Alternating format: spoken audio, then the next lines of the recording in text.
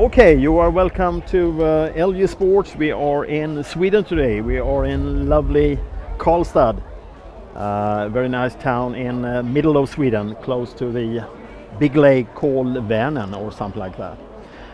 We are going to have a look at the European Cup semi-final, and it is a game between the home team is Karlstad Crusaders, and they are playing away team is London Blitz. And today we will have two commentators. I will do some commenting as well, but not too much. I think that Mr. Hollywood that we are speaking now, isn't it? It is. Yeah. Jason and me, Mr. Hollywood to my friends and players. Okay, and we will throughout the game call you Hollywood, isn't it? We have agreed on that. Definitely have. Okay, and you are, and we hope you are objective now. So we know that you are a London Blitz guy, but please be a bit not humble, but you know. I'll be very objective. You know, it's my time in the booth, so definitely call it as it is. And, All right. It's a good and great football. All right, and then we have a guy called CF, and we will call you CF throughout the broadcast as well. What is your full name? Kristen Frederick Montclair. All right. So it's easier to say CF, Yeah. obviously. Well, Montclair is a very nice name, isn't it? Yeah. Are you French? Way back on my mother's side of the family, we are French, but I would have to say I'm Norwegian. Okay. Okay, very nice. And you are obviously, as I know, you are actually a what do you call it? Will you call it player or professional or whatever you call it? Playing amateur. Amateur Like that, American yeah. football here in Not Sweden. getting paid, so All just an right. amateur. And you are, of course, as I understand, you are injured. That's why you are here today. That's right.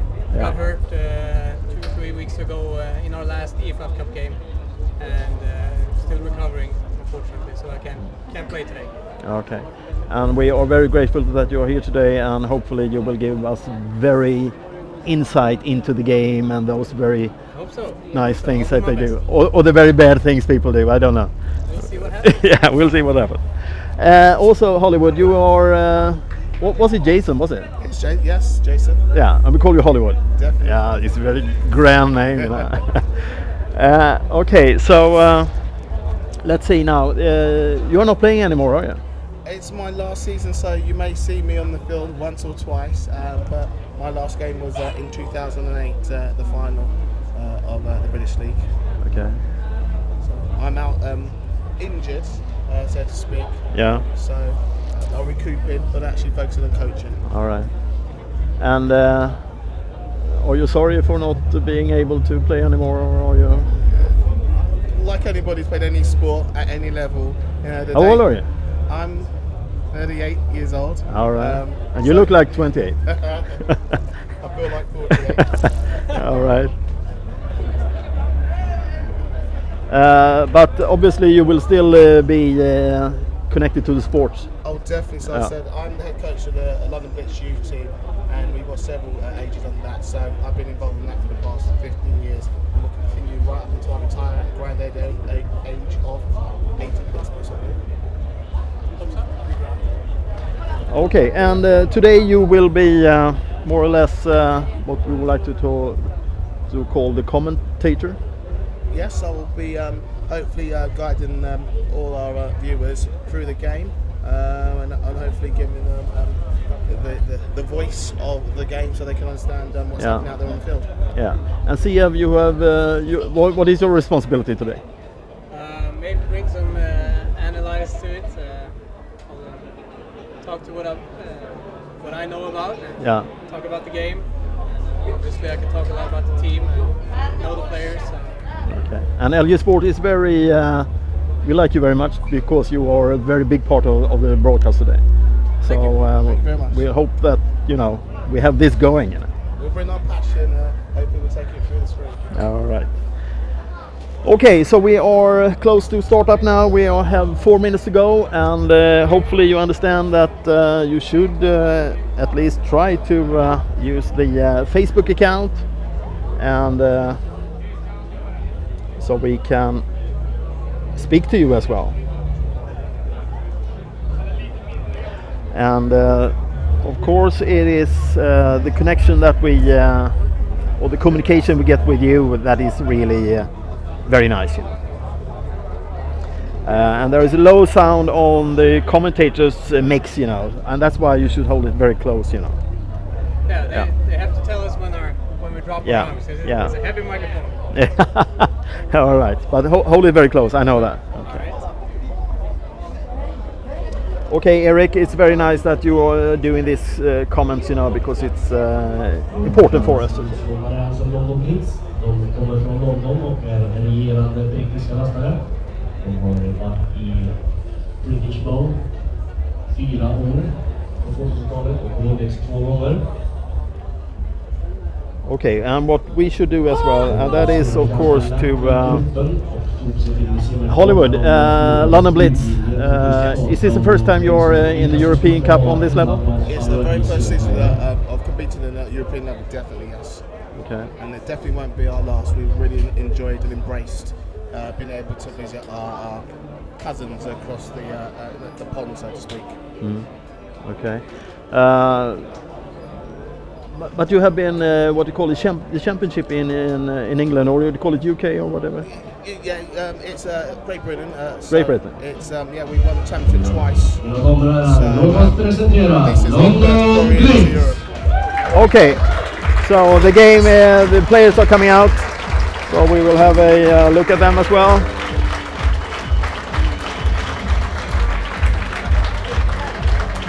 And Hollywood, you know all the players, do you? Yeah, they're my boys. I know all of them. Trained with them and coached them. So they're really pumped up, fired up for this encounter.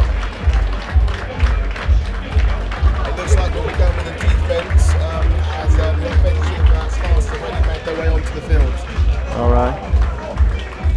And who is the quarterback? The most important guy, isn't it? Number 8, Fred Nummer 3, Boyle. Harold Sanders.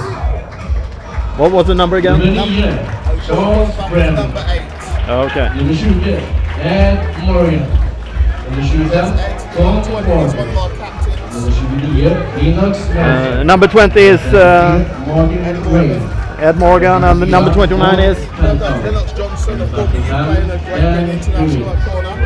Number 34 is Mark Penfold, the linebackers. Number 55 running through is Danny Pruitt, down to his friends. Number 96, that's Lawrence Reed, who'll be playing end. Number 99, that's Lee Clements, he's a bit of a force. okay. That's very nice. And then we have the home team called the Crusaders, and they have smoke, I believe. This is the famous Crusader intro. We're gonna have some smoke here, and there's gonna be an intro soundtrack which the players will come into. So I'm guessing since we had the defense coming from London, we will see the Crusaders offense coming out and being presented. So getting in and result, you can probably see the team come out on the field. And it's not fire down there, is it? It is. I hope not. Usually not. Okay. There is more fire today than last week, I was saying. Excuse me? There is more smoke this time, you know. Looks like it. All right.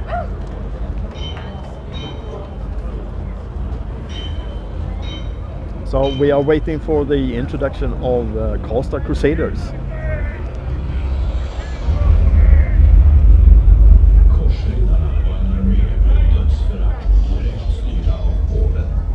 Deras viktigaste uppgift var att värna det heliga landet och att skydda Jerusalem mot de otrogna.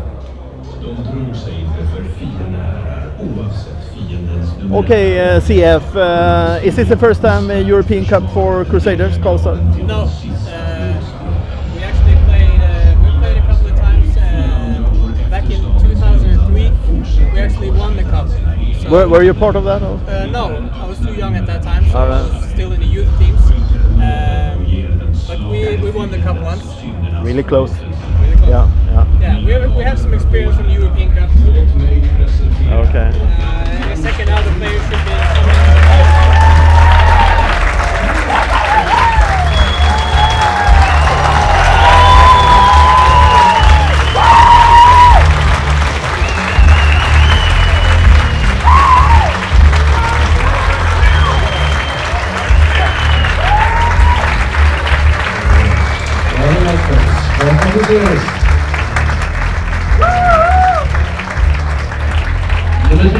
Christian Forsman. Nummer 5, Rob Curley. Nummer 9, Erik Gittu. Nummer 42, Mårten Holm.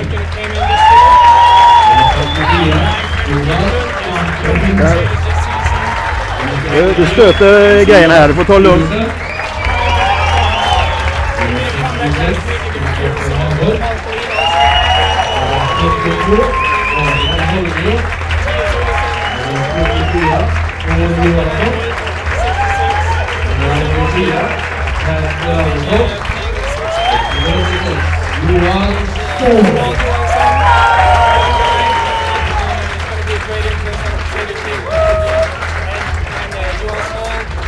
Great impact player who is tremendous touchdown scorer for us. Okay, so we have the guys, they are on the pitch now. Both teams.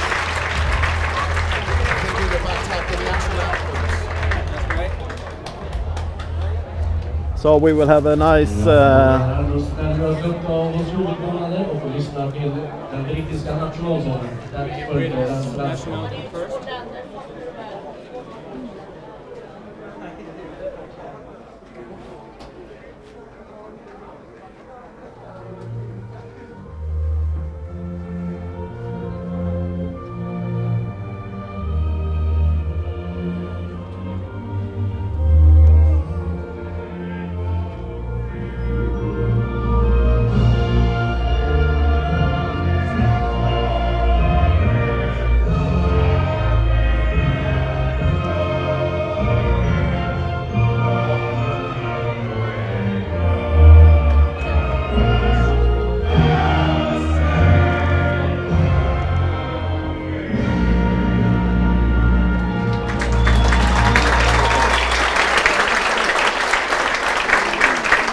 Okay, that was the Great Britain. National, yes. All right, and now the Swedish one.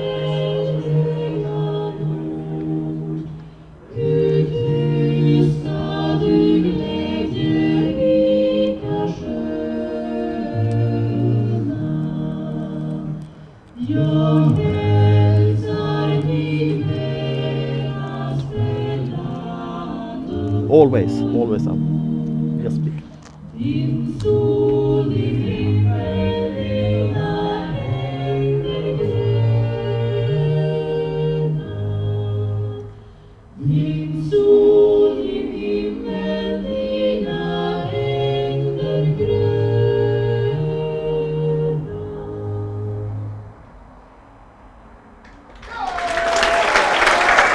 Okay, so we have done all the startups. So we'll have the coin toss in a short while. The officials are going to take up position, and the captains are going to come out to the centre while they're doing the official coin toss. Normally, traditionally, there's going to be about 4 captains per team who will go out for this coin toss. The away team is able to choose heads and tails, and depending on what Hold it is, very close, very close. depending on the result, they will be able to choose to kick, receive, or to make a decision in the second half. But those who don't know, the London Blitz are playing in all white today. Dagens 4 kaptener går in till domarna och avgör vilka som ska få ta emot bollen i första halvlek och vilka som ska få ta emot den i andra halvlek. So it looks like the captains of the Crusaders today, number 3, Christian Forsman, the running back, number 11, Victor Jonsson, D-line and kicker, number 49, Mark Legerio, the American linebacker, number 72, Daniel Krongren, offensive lineman, and it's them 4 who are going to be in the coin toss today. And with the London Blitz, the captains are number 11, Rod Bradley, club captain as well. Number 4 is Todd Scott. Number 20 is one of the club captain, is Ed Morgan. And number 44, Mark Enfield. And that's tradition. The London Blitz come out as an entire team.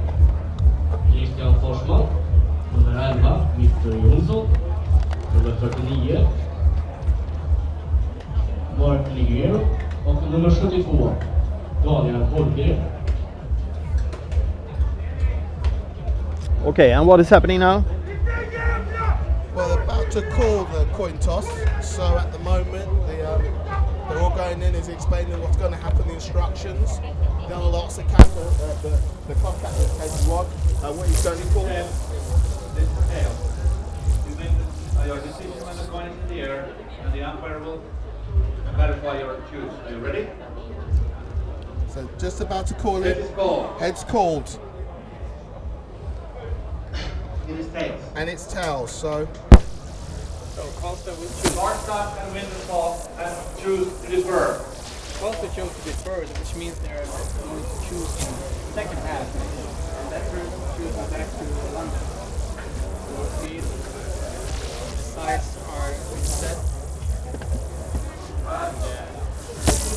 Usually you choose to return.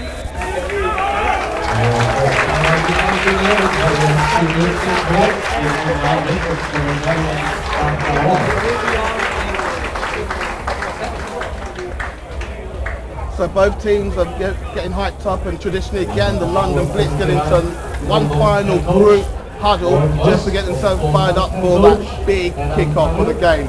And hopefully the return is going to be something that both teams are going to be trying to minimise the return, and in case of the London Blitz they're going to try and maximise field position.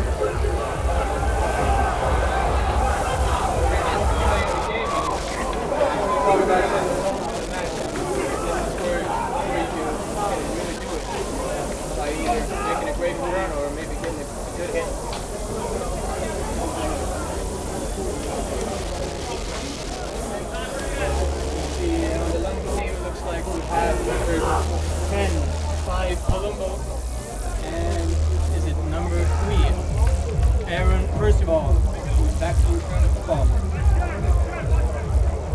And kicker for the Crusaders is number 11, Victor Jonsson. Setting the ball up. Whistle's in.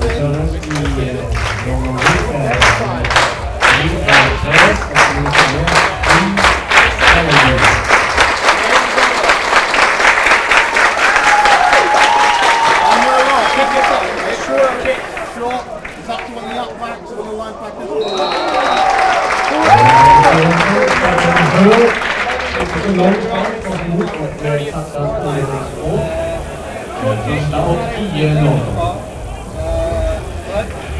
Pretty okay to start on the 30th. Yeah, definitely is. In Europe again, with the kicking game, sometimes the kicking, that actually could be classed as a very good kick-off.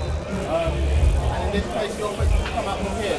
So we see with the offense, they go with a single back. They got trips up to the left. Again, we're looking at a 4. We've got a 4-3 defense. And it's a run. And he gets outside this guy. And there he goes. Replay. Replay there. It was a good run. It was a screen block by the guard. And he managed to make it up. He's actually the leading rusher for the club, and he's doing extremely well. So we have a new first down for the Blitz on the Crusaders 40-yard line. We have kick to the right this time, and the quarterback is in shotgun formation. And here we go. Number 11 Victor's coming hard off the edge. He comes. There's a clean pocket. The ball's in. There's a short hook.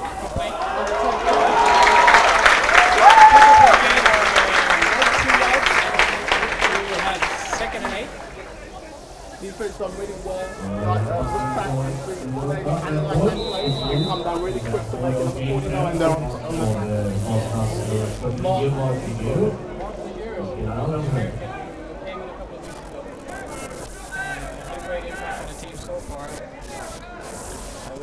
We're in the traditional high here. Again, the defense is really, really tight. It's a run. There to the fullback. Again to the fullback.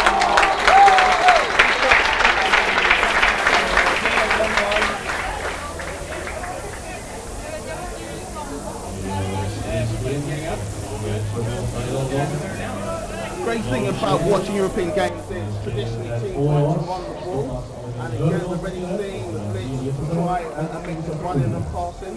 And it's unusual to have a national QB, whoever, to move the ball down the field, but this defense is obviously showing again why we're here in the semi-final.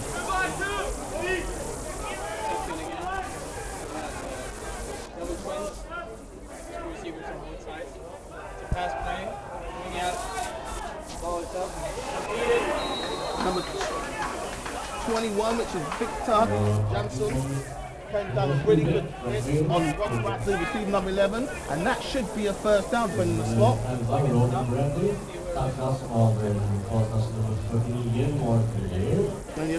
Yeah, first down.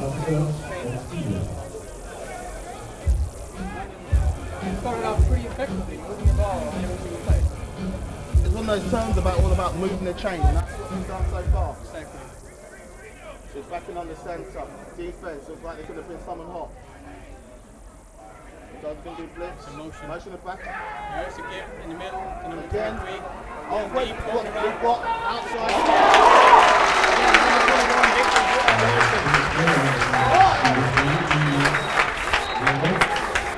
Commentating, analyzing. Remember, commentating, analyzing. There's a flag on the play.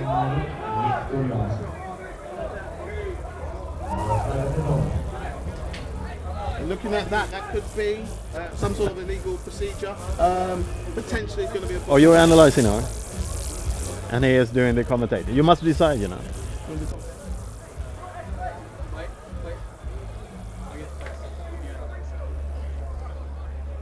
Red ball. Personal foul on the offense, number 10. 15 yards on the end of the run. It's a first down. Now again, if you were the coach of the Blitz, you're looking at your playbook, it's first down, but the piece of real estate you need to make up. The defense looks like they're going to actually sit back, and again, with the cushions they've got, they're going to play all underneath.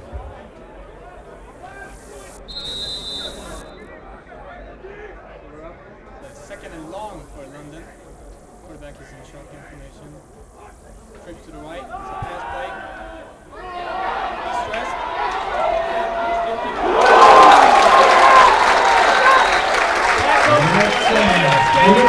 Replay.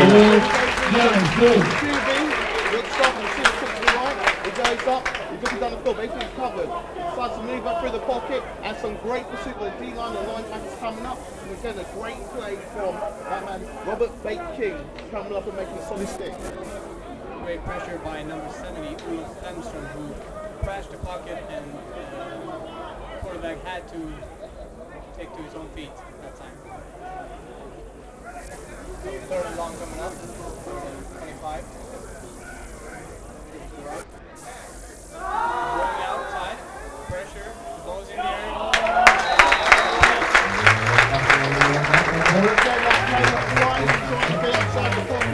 And here we play again, we're watching the QB. Number 8 plays ball, he rolls down, and again the receiver's coming outside. It's just going a little bit tight, but again, great defense.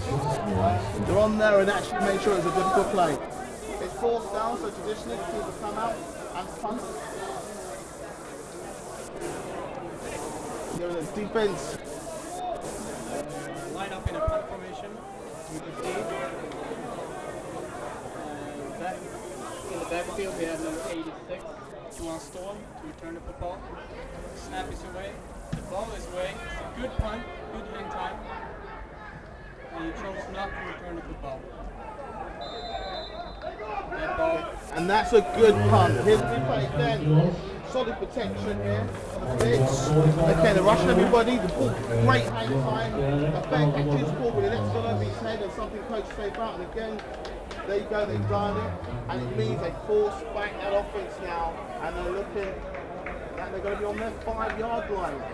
Back to check that, they're going to be on their 3-yard line coming out. Crusaders are taking a fake, first and 10. Vi ser lagets head coach Karlstad hittar på. And it's a run play to Christian Forsman. Up the middle, gain for Okay,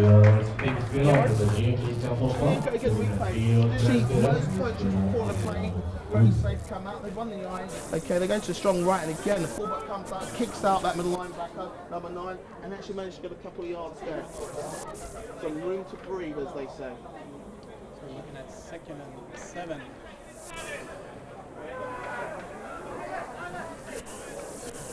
Again, we have the I formation from the Crusaders. Quarterback Rock really calling out the plays. It's another run play to Christian Karlstad. Get a couple of extra yards.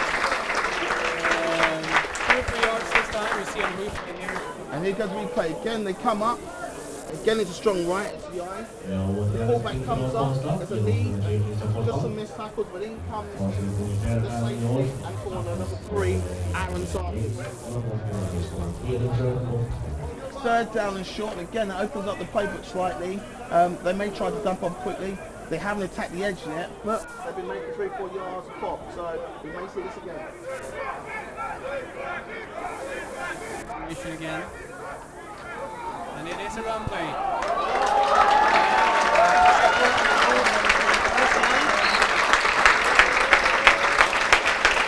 Here we go again with a defender, double team that tackle, right? They hit that C gap, and again the safety has to come up and make a play. So the offense is working, they run the ball effectively. If that ink broke, why fix it? So again, it makes it a little bit more close trying to hit that middle belly of the Blitz defense. First down, Carlstad. Staying in the I formation. 4-3 defense in the 1-2. Here we go, the pass play. It's a boost to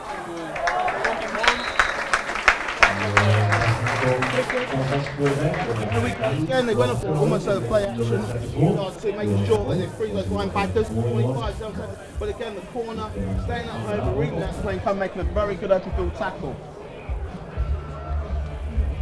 Good coverage by number 25 there, Tom Barker, staying on his guy and being able to make the tackle only for a gain of 2nd step. We have an empty formation, no backs in the backfield, only quarterback Rob Curley. Picking a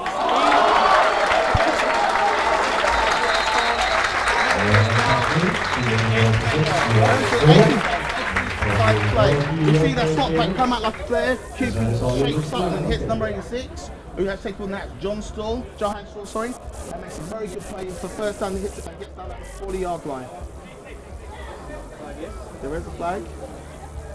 Now where the flag's thrown. On the offense, number 63. Half the distance to the goal line. Repeat 2nd down. Now if you don't know what a chop block is, when defense players engage by normally an offensive lineman, and traditionally when someone else comes in below the knees or the legs and actually forces that player to almost buckle over. So it's an illegal block, and they've been called for that. So instead of 1st and 10, we're looking at 2nd and 20. The 11 team are excited. Shotgun formation again.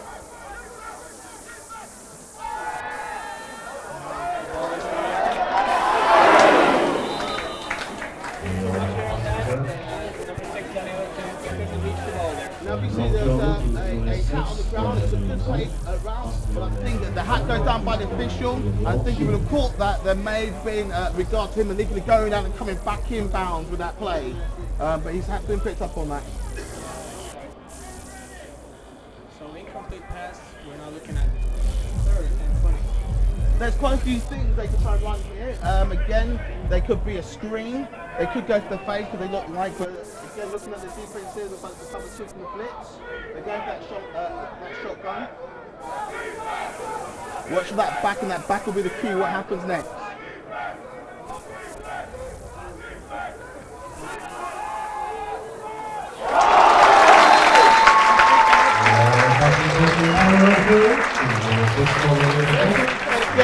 The back comes helps in the middle, and he just hits that seam route. Great catch. Went up there. Is enough for the 1st down? I doubt it. But that's a great effort from the QB and the receiver there.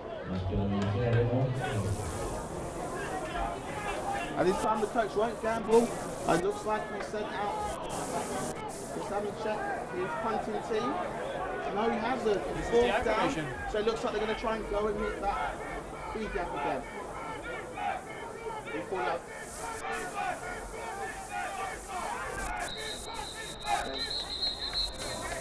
Timeout called. Again, now they may have went out there to try and pull the blitz defense off. Used by other coaches to try and entice the defensive cross and get that cheap first down. The blitz team didn't jump, and a timeout was called. Coach makes a decision. More than likely in a game like this, they'll look to punt the ball and play possession football. Good discipline by the Russian D-line.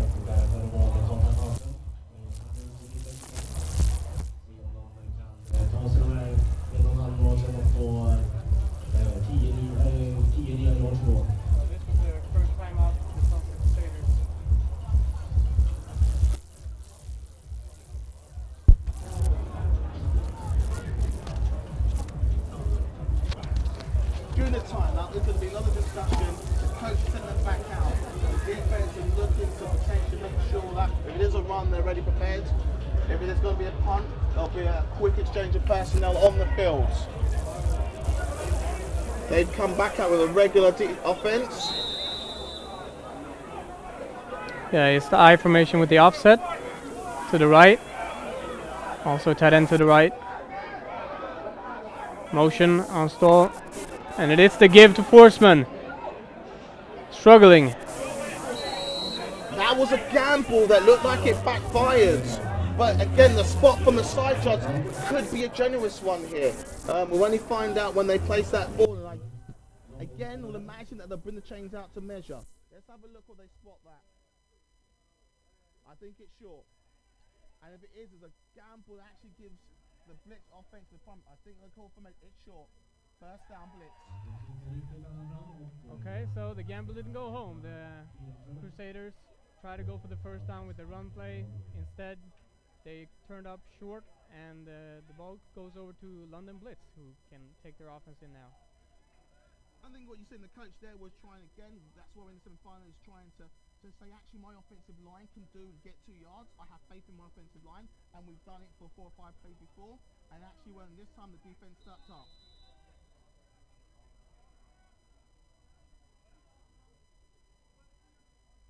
Okay, it's handing off the ball to number 23, Gareth Golly, but he is tackled.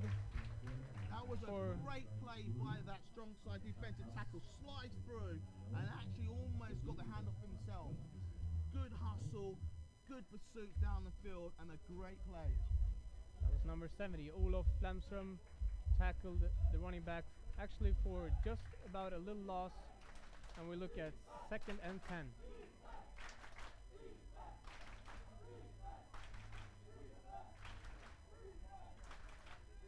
The defense is showing blitz. It's a run play, and he is tackled, brought down on the line of scrimmage. And then we go and replay. It's just again trying to kick it out, but great penetration by that D end, and it was all bottled up in the middle of that field. So again, great Storming defense there. Now we have 3rd and 10. Now in the playbook, there's quite a few things in the playbook you can put out here. The defense are going to be coming with those hard rushes, but again, they've got 10 yards to defend, so the corners are actually backpedaling, ready to give them 4 or 5 yards underneath. Shotguns there. Also, great play by the safety. Great play. Again, that was just a post. That was a post, and tried to get the ball. Not enough elevation on the ball. And a great work by the defense. So the ball was knocked down, incomplete pass, and we now have 4th and 10. What do you think here, Jay Hollywood? Do we? It's special teams. The punt is in. Again, it's a strange call. What they obviously tried to do is go coffin. The sound is great. They'll try to go coffin or just put the ball high up in the air. and hope that someone makes a mistake. Yeah, they you kick go. the ball. High up in the High ball. air. Good hang time. Fair catch is And called there you go. by number 25, Crazy Gear. And here's the replay. Great punter, knows where he is. Just wants to put the ball up between the 15 and the 5, and hoping they swarm the punter. But the punter makes a great job. Fair catch. Any youngsters out there? Fair catch is when you wave your hands above your head, clearly signaling to the other player that actually I am going to go and get this ball uncontested, and you can't touch me.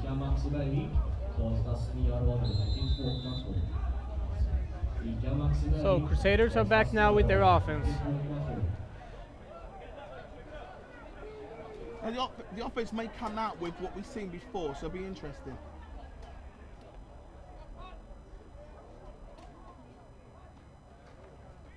Action. Faking a run. It's a boot again. He breaks the tackle and actually get an extra couple of yards. See the replay. Again, it's a play action. QB rolls out. He's got that backwards release. The corner came up to make a play.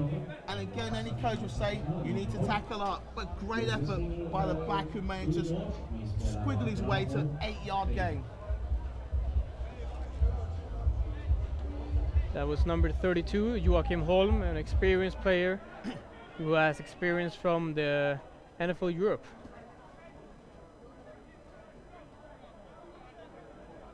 Second and 2, or second and 3. Faking the run, looking deep. The referee chose to toss the flag there. Well, here we go, replay. Great.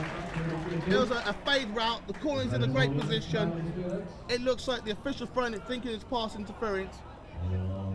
It's debatable. He'll go back and speak to the head, and they'll make that decision. Now again, Interference on the defense, number 3. 15 yards from the previous spot. First down. unlike NFL, we play NCAA rules, so actually not at the spot of the flag. It's actually going to be a maximum of 15 yards from line of scrimmage.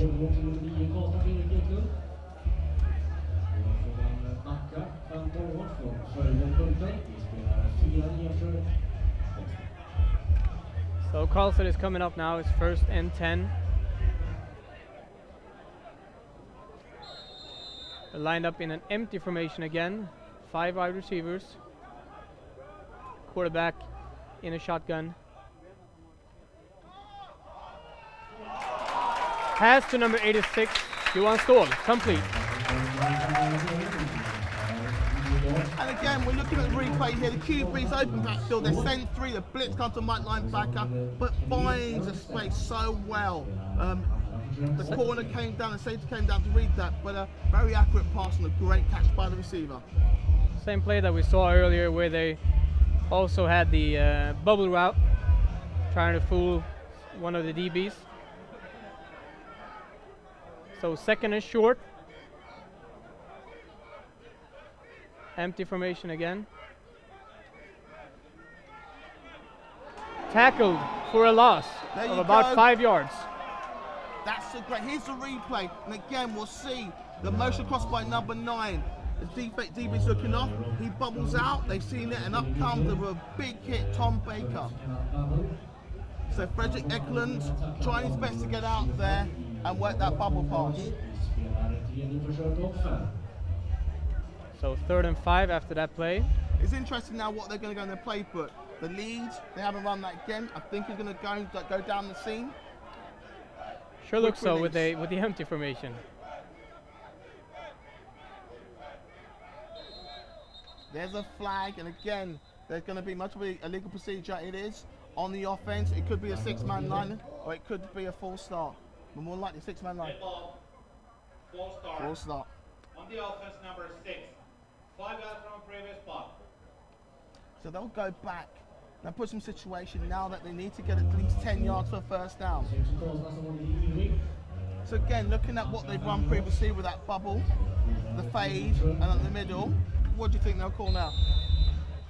Well, I think that we're going to try to go to the passing game, since the running game is solid, but I think this will be a pass.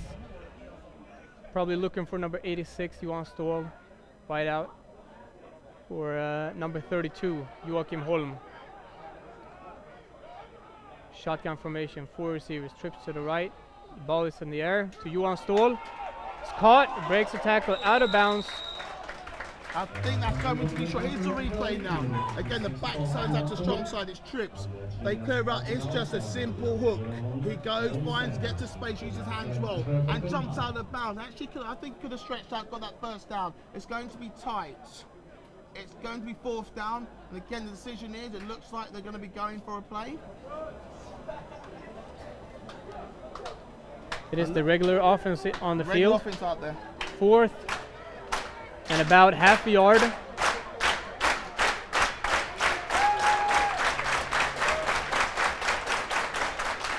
Handing the ball off to Forsman, but he's tackled behind the line of scrimmage. Christian Forsman, again, here's a replay from that the offset, sorry.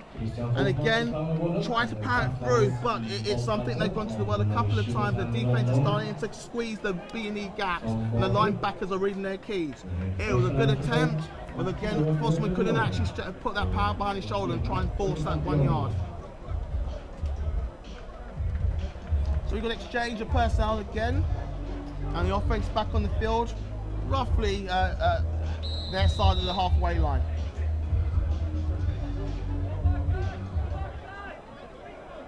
Should add to the viewers that this field is actually shorter than a regular field, and that is shown at the 50-yard line. Between the 45th and the 50th is a little shorter. Run play! Went to the running back and tackled behind the line of scrimmage by number 70, Olof Lemström. This replay again comes slicing through from that tackle position. Number 77 just couldn't get his hand on him and makes an amazing play in the backfield, and that for a loss. Again, we're looking at that clock, and it is ticking down, and actually we have about 7 seconds, so they will start walking. It's end of the first quarter, and the first quarter is all tied up at zip. That's right, end of first quarter. So both teams had one effective drive and then one drive where they got stopped pretty fast. I think again it's a bit like a boxing match at the moment. Both fighters, so to speak, are feeling each other out. Some are going for the killer punch, and others are kind of trying to wear out the opposition. It's going to be an interesting second quarter. The officials now have to realign the ball. And again, with the defense and offense, again I see the offense pretty much doing similar type things. The interior linemen have to, on the blitz, need to pick up and maintain blocks. With the defense, well, they need to continue what they're doing. That front four is getting a lot of penetration and therefore considering coverage.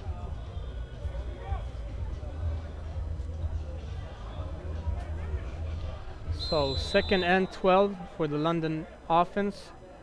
High formation. Defense showing blitz. And it's another run play. Tackled again behind the line of scrimmage or on the line of scrimmage. Here's the replay. They motion across Todd Scott, and again it's just a simple lead as it goes through. But the line, number 70 again, making great inroads into that offensive line and playing in the backfield and making another amazing, that's Olaf, and making another amazing stop there and actually sending this offense backwards. So we're looking at 3rd and 12.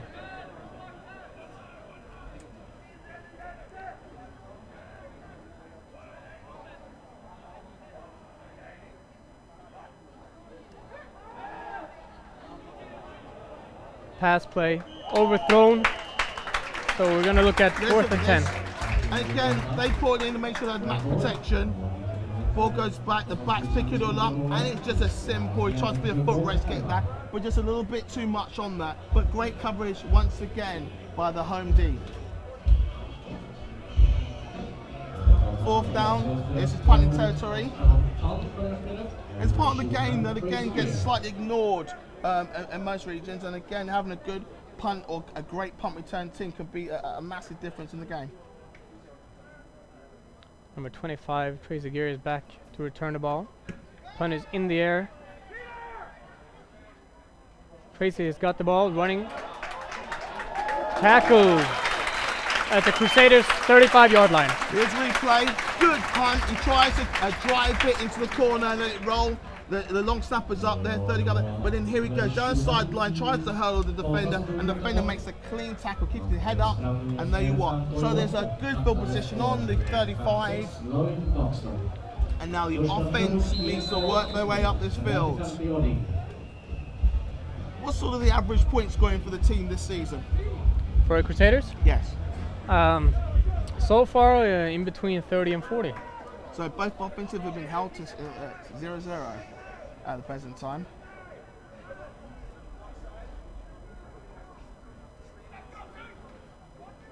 Yes. Oh, reverse.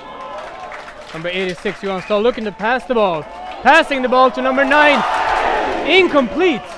Couldn't hold on to the football. This is a bit of razzle dash. 86, there he goes, gets the ball. Now it's set up nicely. We think it's vertical, that's his option pass. Throws the ball down, but again, 29, Lennox Johnson doing his best to recover and pick up that man. Great play on both sides of the ball. It's what you would call a gadget play. Coach has gone to his box of tricks early to try and break down this stubborn defense. Very good awareness there by DB number 29, Lennox Johnson. Recognizing the play, staying on his guy. One of my former youth players. Been playing football since he was 15 years old. So 2nd and 10. Screen play called incomplete. Doesn't really matter because he wouldn't have gained anything. The thing with a screenplay is a timing position. If you look at the slot back, he'll come down on the corner to try and block him, and then the receiver's meant to come in on a quick slant and get it. Now, if it's not timed right, actually that could be classed as pass interference. But again, executed well by the defense, not greatly by the offense, but something that they're using from their playbook. Seem to have a good turnout today. Yeah. Trips to the left. Curley is in the shotgun. 3rd and 10. Pass play. And it's dropped by number 9, Fredrik Eklund. Drops the first down. And so here we go again. We're looking for the top receiver, and all he's going to do is almost like a skinny post. The ball's thrown in there. Defenders on top of him that doesn't want to be beaten deep, and again, it's one of those balls that should be caught. Number 9 is Fredrik Eklund. That's right. Eklund's obviously played in the previous team before joining. Excuse me. He played that previous team before joining. He played in Limhamn Griffins, another team in Sweden. It's the first punt of the day for the Crusaders. Punt is off. Rushed hard by number 3, Aaron Sanders. Now there's a flag on the play, and the official has called a flag. Now he'll call this. Here we go. Interesting enough, you'll see at the beginning of the replay that Aaron Sanders.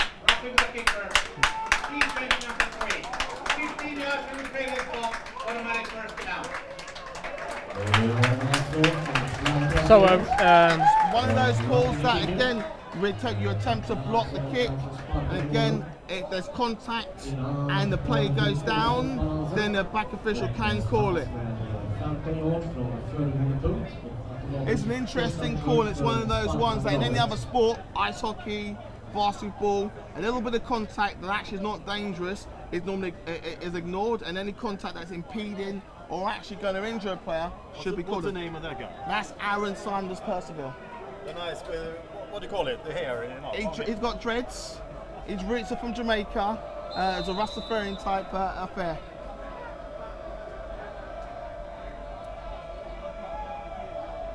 Is it allowed to have that long hair? Is it? Yes, and actually, you can actually tackle somebody with long hair, with the hair. run play. Number 3, Christian Forsman. First down.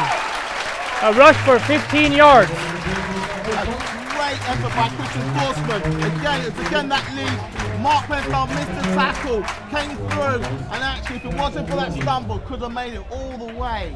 So the defense after that penalty final, actually they've got a lot of work to do, and this offense have actually given the momentum up and starting to move the ball effectively. We are in the second quarter now. We definitely are in the second quarter. We're 10:27 into the second quarter. Still plenty of time for both teams to make a massive impact on this game. What do you think about the game so far? It's been an exciting game. It's nerve-wracking for me and especially senior. So passing, good pressure. The ball is away. Just a little too high. Well, that's what you call a great play by all concerned, and the catch on the minute great. The back looked one way, rolled out. Lloyd Buxton trying to get the QB, and again a great effort to try and get that ball which was lobbed up. If you would have caught that, that would have been a touchdown. Interesting now, it's second down, and again the offense is out there having a discussion. It's a play, with a play like that in discussion, the harder it's going to be a pass play.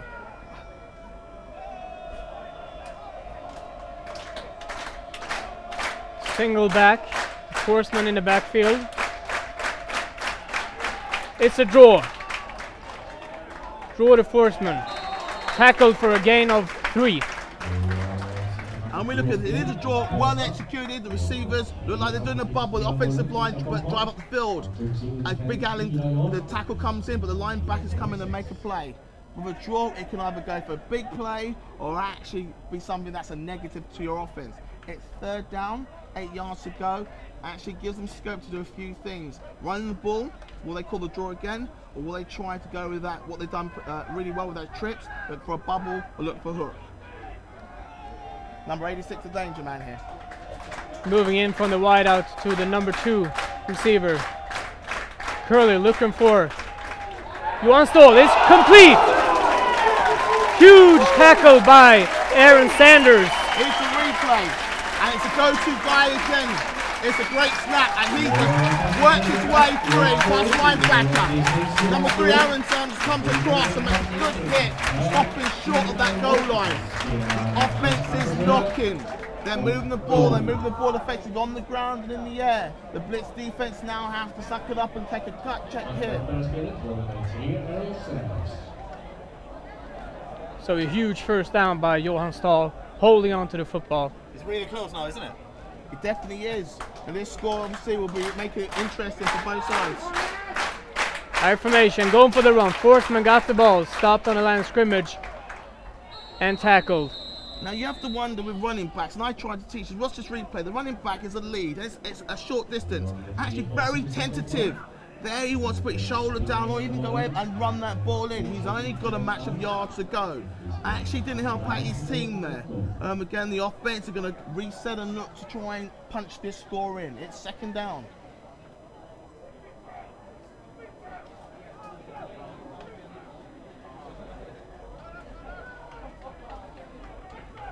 Staying in the I formation.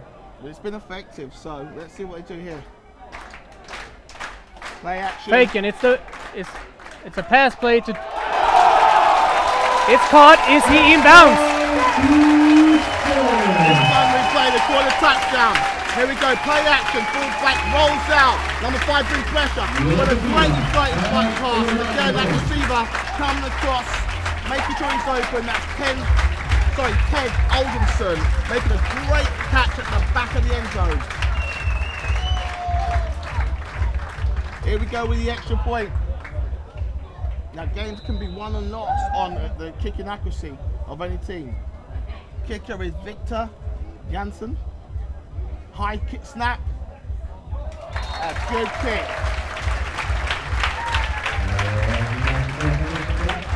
That's 7 to the home team. Zip to the London Blitz. Now we're going to prepare for the kickoff, and again, both coaches in the offense are happy. They've moved the ball well. Again, with the blitz, they're going to diagnose and say actually a silly penalty has actually caused them to concede points midway through this first half.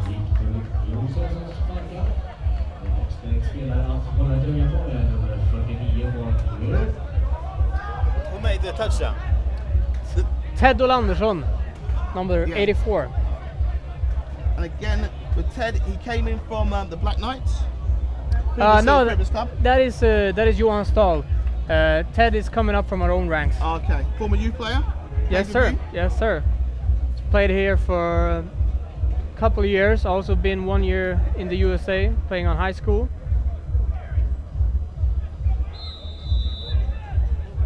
Victor Johnson, number 11, setting up the ball, getting ready to kick.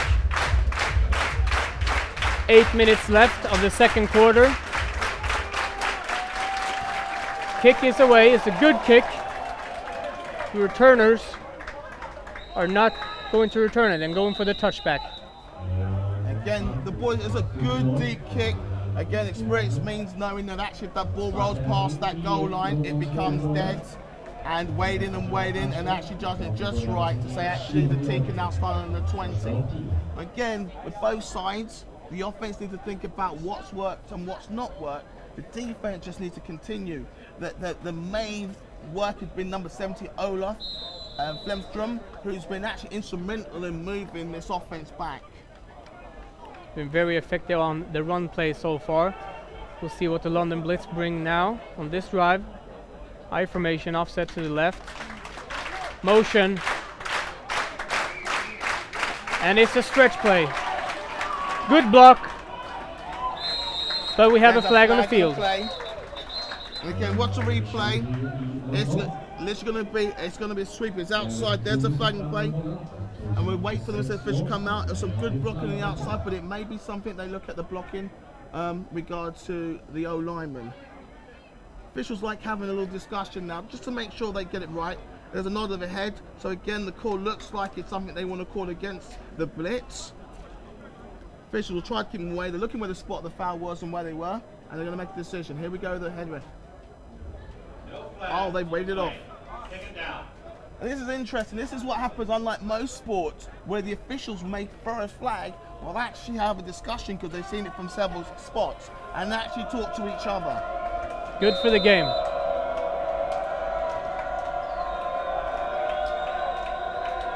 So, 2nd and 4. Pass play. Pressure on the quarterback. Running himself. Getting tackled for a first down. But there is a flag on the play. Here's a replay. QB scrambles, pulls up and Late hit on the defense, number 11. Runs in. From the foot of the flag, automatic first down. That's a big mistake. And again, mistakes will lose game on both sides. Go silly mistakes like that where people lose their heads. The whistle's gone, the play's dead, and they continue going. But again, number 8, making sure that spread ball, using his feet, which is so thankfully doing, to move that pocket.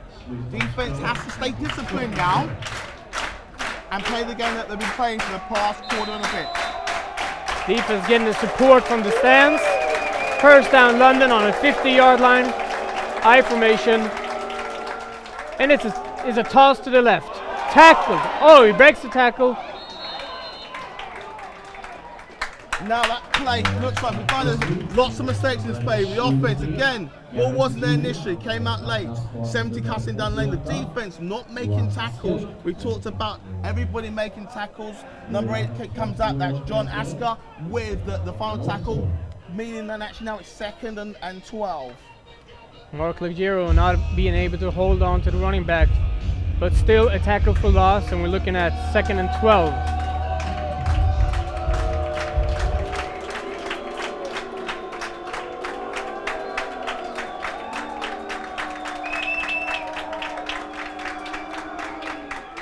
Okay. Toss to the right. He's cutting back up inside, but there's nowhere to go, and he's tackled for a gain of 1 yard. There we go. All we're trying to do is a stretch play to get this ball outside. It's a pitch. He comes back against the grain, but great tackle again by the defense. The D lineman, that's a very difficult thing to be able to stop on the dime to come back and make a play. The offense needs to look at some of their playmaking and start looking to move this ball. The defense, as I said, that front 4 are dominating this game at the moment. So 3rd and 10 now, important play. They're going for the pass, dropping back. The ball is in the air, incomplete. Some miscommunication maybe? Here's a replay again. Offensive line, the backs are staying in. That front 4 are doing a very good job. They blitz the linebacker this time, QB, definitely the QB, not on the same wavelength as the receiver, Kai Colombo, who actually gained points to his chest. So no gain there, and we're looking at 4th and 10, and London has got their punting personnel on the field. Still number 25, Tracy Gear, back to return the punt. The ball is away. He's choosing to return the football, but for no gain. Tackled early on the Crusaders' 15-yard line. This is what I'm talking about football. Football again in regard to the phases. There's a return here, return and catch the ball hop. He looks to try and break one way or the other, so that's Tracy Geary. And in the end, the defense or the special teams unit come up as a unit. And that's what you have to do. If you're out there playing football, want to play football, you have to play as a unit, not as an individual. And that's what they did this time. They're still coming for that punt return, but at the moment, that front six, when they're coming for that punt block, are not making a decent effort to get in there. So they're leaving that return to Brian himself. The Blitz are gaining headway now. Special teams, they're doing a good job. Defensively, they need to do a little bit better. And offensively, they need to rework what they're doing. So Crusaders 1st and 10 deep in their own side of the field. Pass play. Ball is in the air. Looking for number 9, Fredrik Eklund. And it's complete. Tackled. Out of bounds on London's 30th yard line. There's a play actually a good time. Cooper puts it down the sideline. There's a foot race. Receiver never takes his eye off the ball. Catches that and brings that ball down near the 30-yard line. They've actually made a massive game, move the ball from literally their 15 right up to knocking again on the door. Huge play there by number 9, Fredrik Eklund, changing the field position from being far back in their own field to now being on the 30-yard line on the London side. Momentum is a big thing in a game, and again, it's with any coach will know, football game can change dramatically with momentum. Again, the offense is coming out here, the Crusaders are moving the ball effectively down the field, and defense are looking at themselves and talking to each other. Now football, why we love football, because at any point, that can change. Defense gets on top, the other team's offense, and it's maintaining that for 4 quarters. That's what wins championships. Not great defense or great offense, it's just maintaining that intensity for 4 quarters. So trouble with the chains there for a while, but they seem to be okay now. We have 1st and 10, single back with Forsman in the backfield. London showing blitz. Faking the run, booting out to his right. The ball is away, right through the hands of number 84, Ted Olandersson. Again, we took at the replay. They're going that single back out. He comes in, a little play action, rolls out. He's looking for that receiver coming over, and that's going to be Ted Alderson. Alderson again, not making a clean catch. This is what makes games interesting at this level. You go to high school, percentage of catching to throwing the ball is about 60 to 70%. You go up that food chain, up to college or over in the NFL, actually expectation is you're catching that ball 90%. When we come in the EAFA, my expectation is receivers are catching that ball between 50 and 70% of the time. So far both teams are doing pretty good then. They're doing a good job. Empty formation from the Carlstad. Quick pass to number 10, Jakob Grufman. He is tackled for a gain of 2 yards, looking at 3rd and 8. The thing about the offensive running when you've got an empty backfield, it's going to be a quick timing route. The QB hasn't got anybody helping in the backfield, and again, the offensive line and the tackles are key to making sure that there's nothing coming off those edges. The receivers know what they need to do, and normally are running into space because of the way we play. The slots are normally going to be the people open because they start a little bit off from the line of scrimmage, so therefore we'll normally not have someone in their face. 3rd and 8. Important play for the Crusaders. Trips to the right. Curley dropping back to pass. Screen. It's a screen to Forsman. Cutting back. Trying to get upfield. Tackled by Aaron Sanders.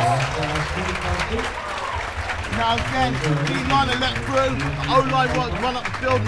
There we go, number 3 again. Make a good cutting of open field. Christian Forsman. And again, Aaron coming from that corner position to make a play. Now, traditionally in a game, when corners and safeties are making the bulk of the tackles, it means that actually that football game has been played on the wrong side of the defensive side of the field. It means they passed the linebackers. Yes. When you look at it again with the Crusaders defense, it's the D-line making all the plays. So we have a first down for the Crusaders. It's a handoff to Forsman. He has a big hole to run in. Big play for about 8 yards. Again, we're watching this lead. Okay, they're hitting that B gap. Great block there by the guards. Leaving the back to come in, take a step and fall forward. Christian Forsman now is actually taking a little bit of load of running that ball effectively. So 2nd and 3 for the Crusaders. Ball is on the 11th yard line.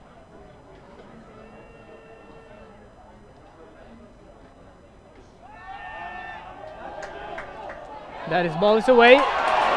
Incomplete. Thrown to Ted Olandersson.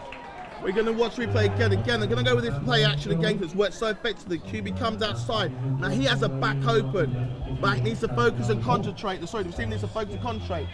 That's 84. That's again Ted Alderson. Could have had another touchdown there. And the play action is working so effectively is because the Crusaders have actually started to develop a good running game. It means they can free those linebackers, and even those corners who are making all these tackles are actually starting to try and identify it as a running play. It gives the receivers a step or two to get open.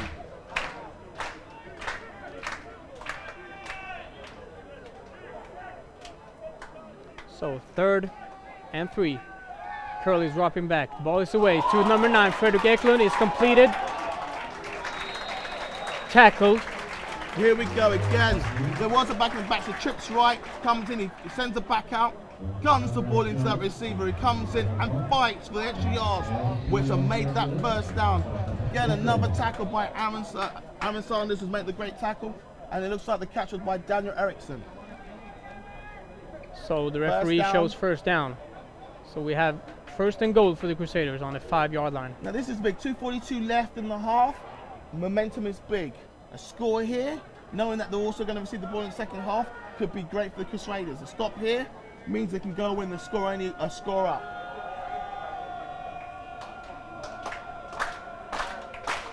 Motion on 32.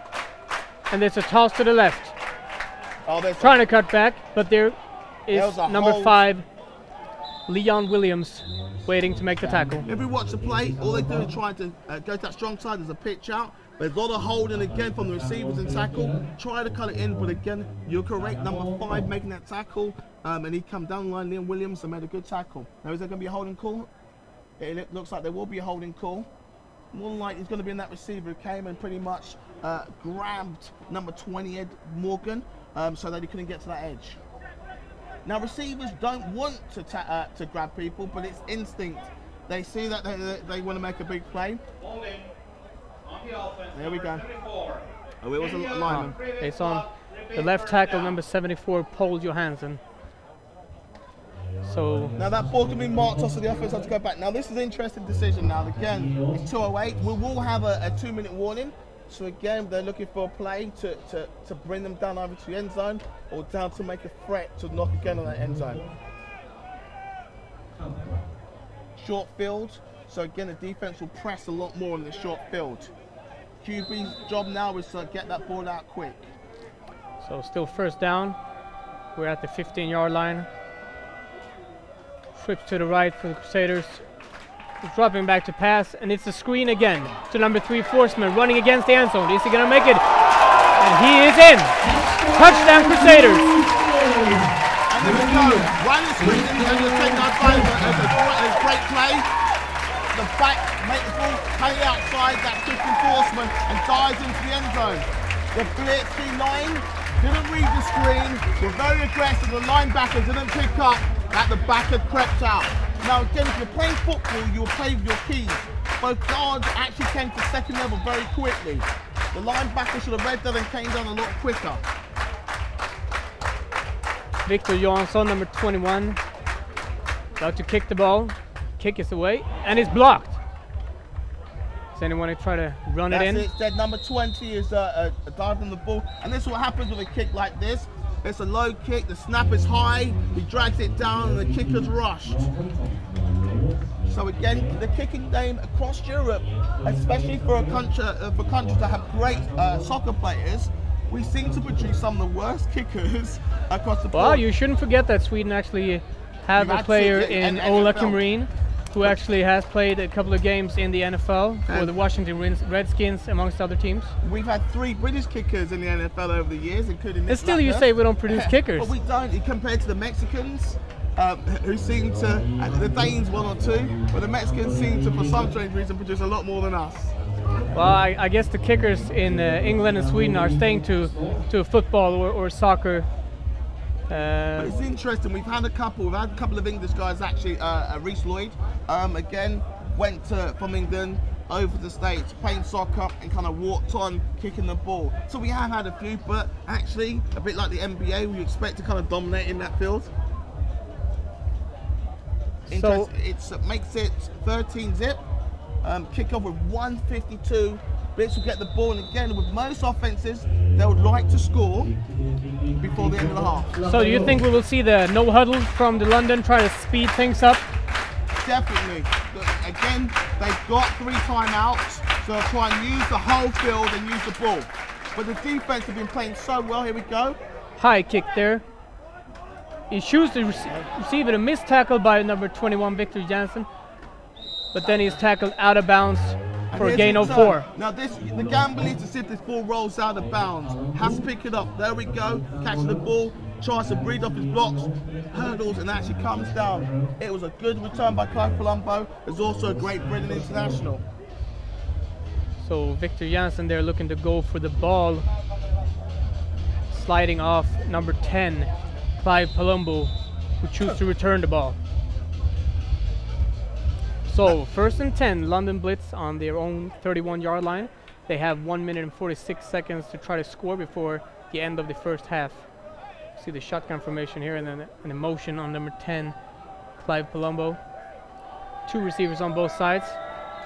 The defense are showing blitz.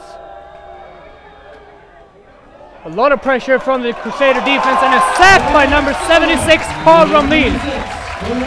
Here we go to the fake game. They blitz in regard to 2 linebackers. I don't think they come through. Fullback picks them up. But it's great hustle by that defensive line again. That's Carl Romlin and 76, number 70, Olaf Blemstrom, showing how to play football. We are in the hurry up. Yeah, they're hurrying up. 2nd and 20, looking to pass. The ball is away and There's a flag caught. on the play. Again, it will be somewhere in offensive holding, more than likely the call will be. Here's a replay again. Send only 5 and drop back into coverage. There's probably it's a chop block. Yeah, on the center and the guard. Chop block on that. So instead, and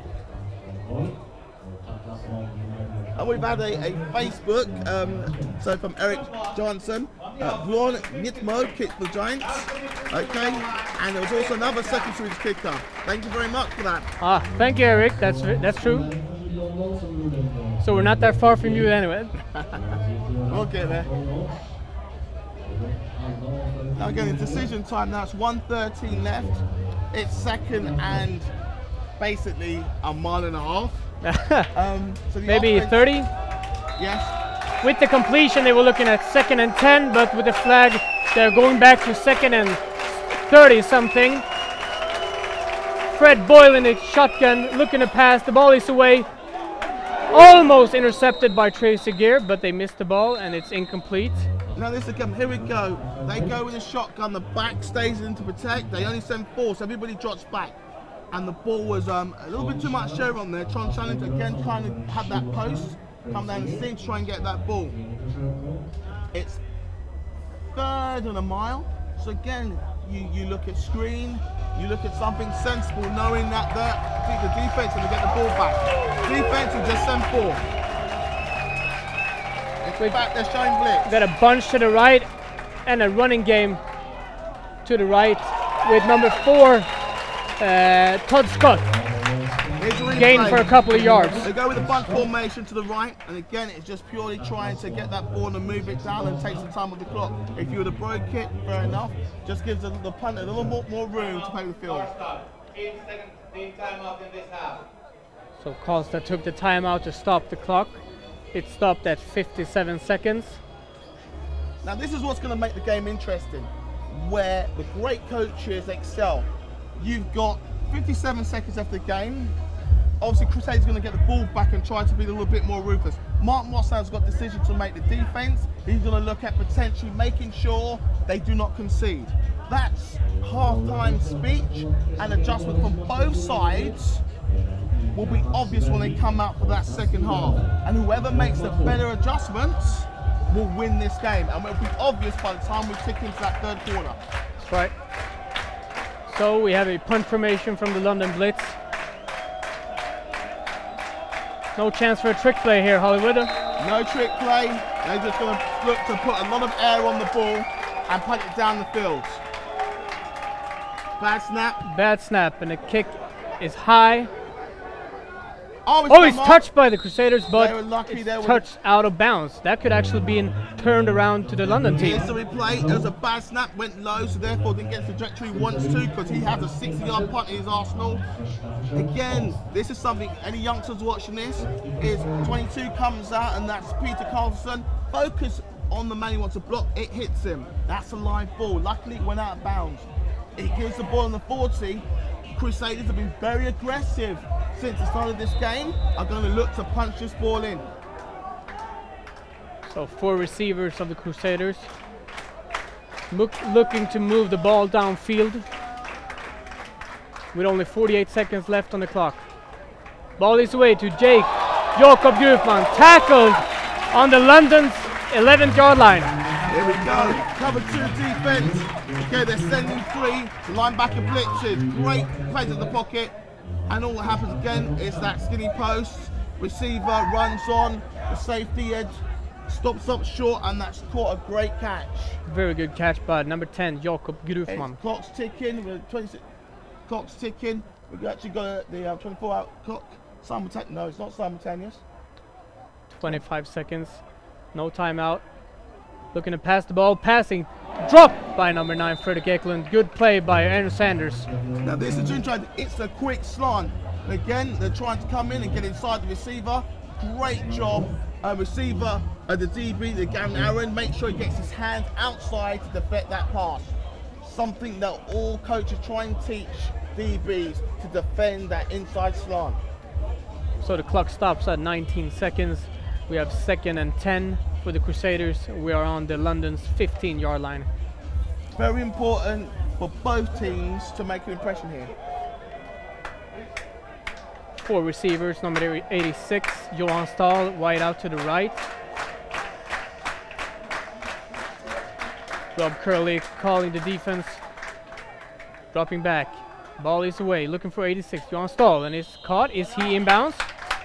Yeah, use the clock well. Again, the QB, Rob Curley, looks at it's just a hook. He tells him to get try and get some yardage there.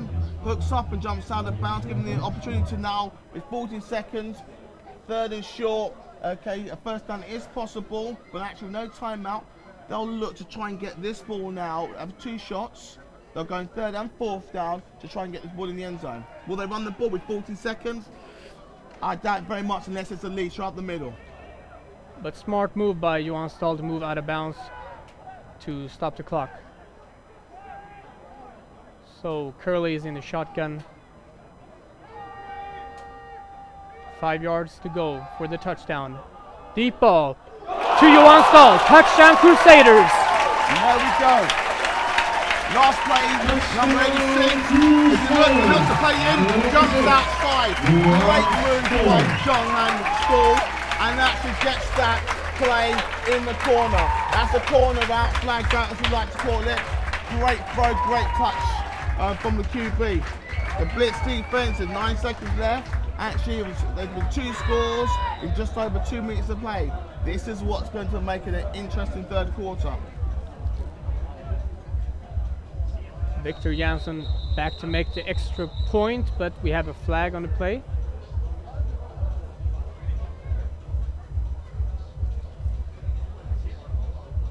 There's a flag on the play. Again, it's a legal procedure. It's before the snap. There's 2 flags thrown in, so it's something that happens before the snap. Traditionally, it's going to be on the kicking team. See what the head ref has to say. We'll start on the offense. There you Number go. 91. 5 yards from 3-yard line. The PAT will be replayed from 8 yards. So it was a false start on the kicking team. 5-yard penalty. Replay the extra point attempt. Believe it or not, even in a game where there isn't any score on the Blitz side, an extra point is very important here in regard to trying to edge it up and to make sure that actually won't be as tight as possible. We have a comment here. Somebody thought that the Blitz would be a much better team. We'll see. Extra point is no good. Missed extra points. It's one of those things in the game, and again, this is the great thing about Europe. Teams travel away and take a little time to adjust.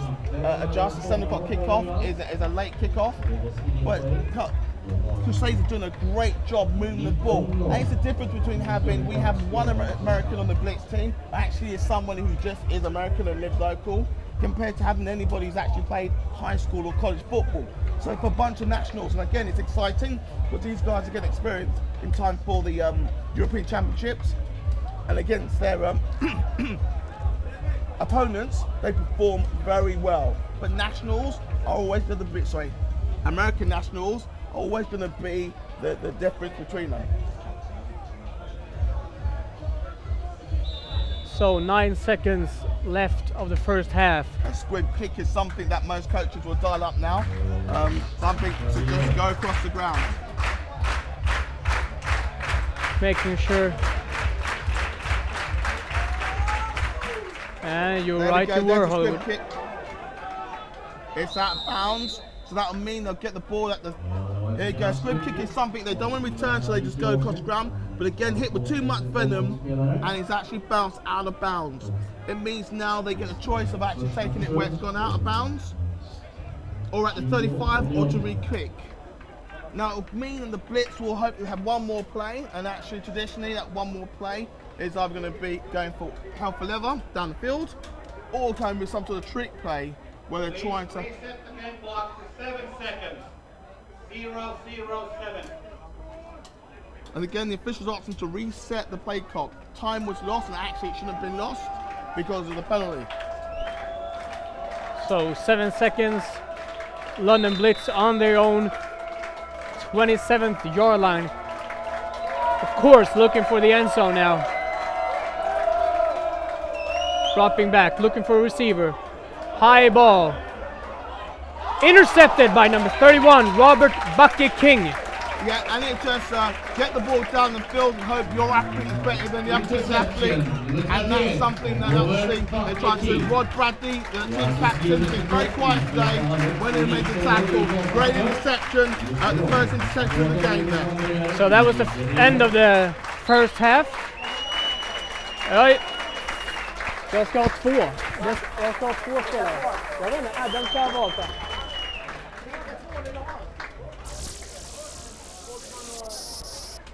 Speak into the mic while you are going down. Okay, now we're hopefully going to grab 2 of the Blitz players at halftime to have a quick word and ask them a few questions. Obviously, the coach's mind at the moment will be focused on the actual game. So we're going to have to try and attract their attention. We have a very large crowd here. My colleague talked about how large the crowd was going to be today. And everybody's come out in force to watch this great game.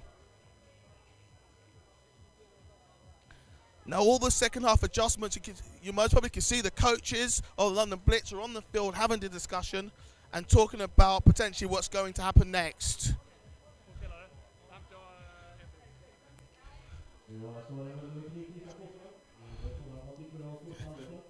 All right. We're just hopefully waiting for Blitz players to come over. I'm sure my colleague most probably will get to the Crusaders to come over for an interview. Excuse me.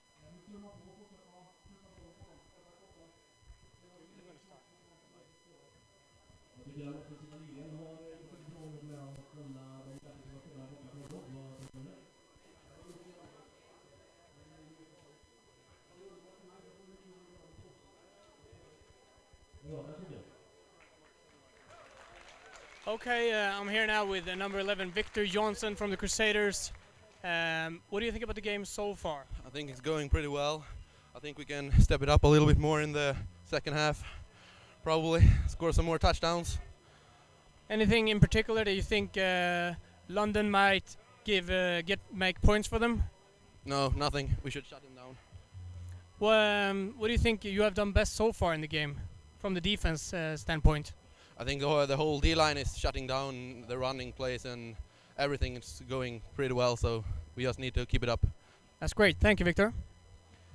So, should have had another player here, but he seems to have returned to his locker room. So, that will be all.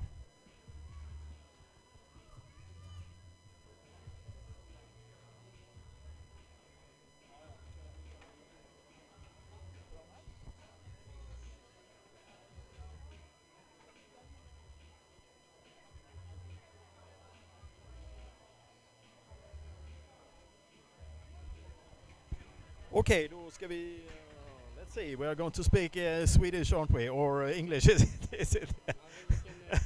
Let's see if I can get you on sound as well.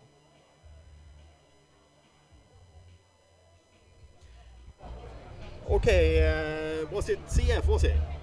That's right. Yeah, That's right. All right. So let's see, just check the. Let's see. Can you? Am I on? Yeah. Yeah, on, my mic's on. All right. So let's see if we can get the camera as well. Okay, CF, the first half. What do you think? And, I think what is the score right now? It's 19 to. we're looking at 19-0 for the Crusaders, and I think both teams opened up pretty good. London had an effective offense for the first half, not being able to go all the way to the end zone, obviously.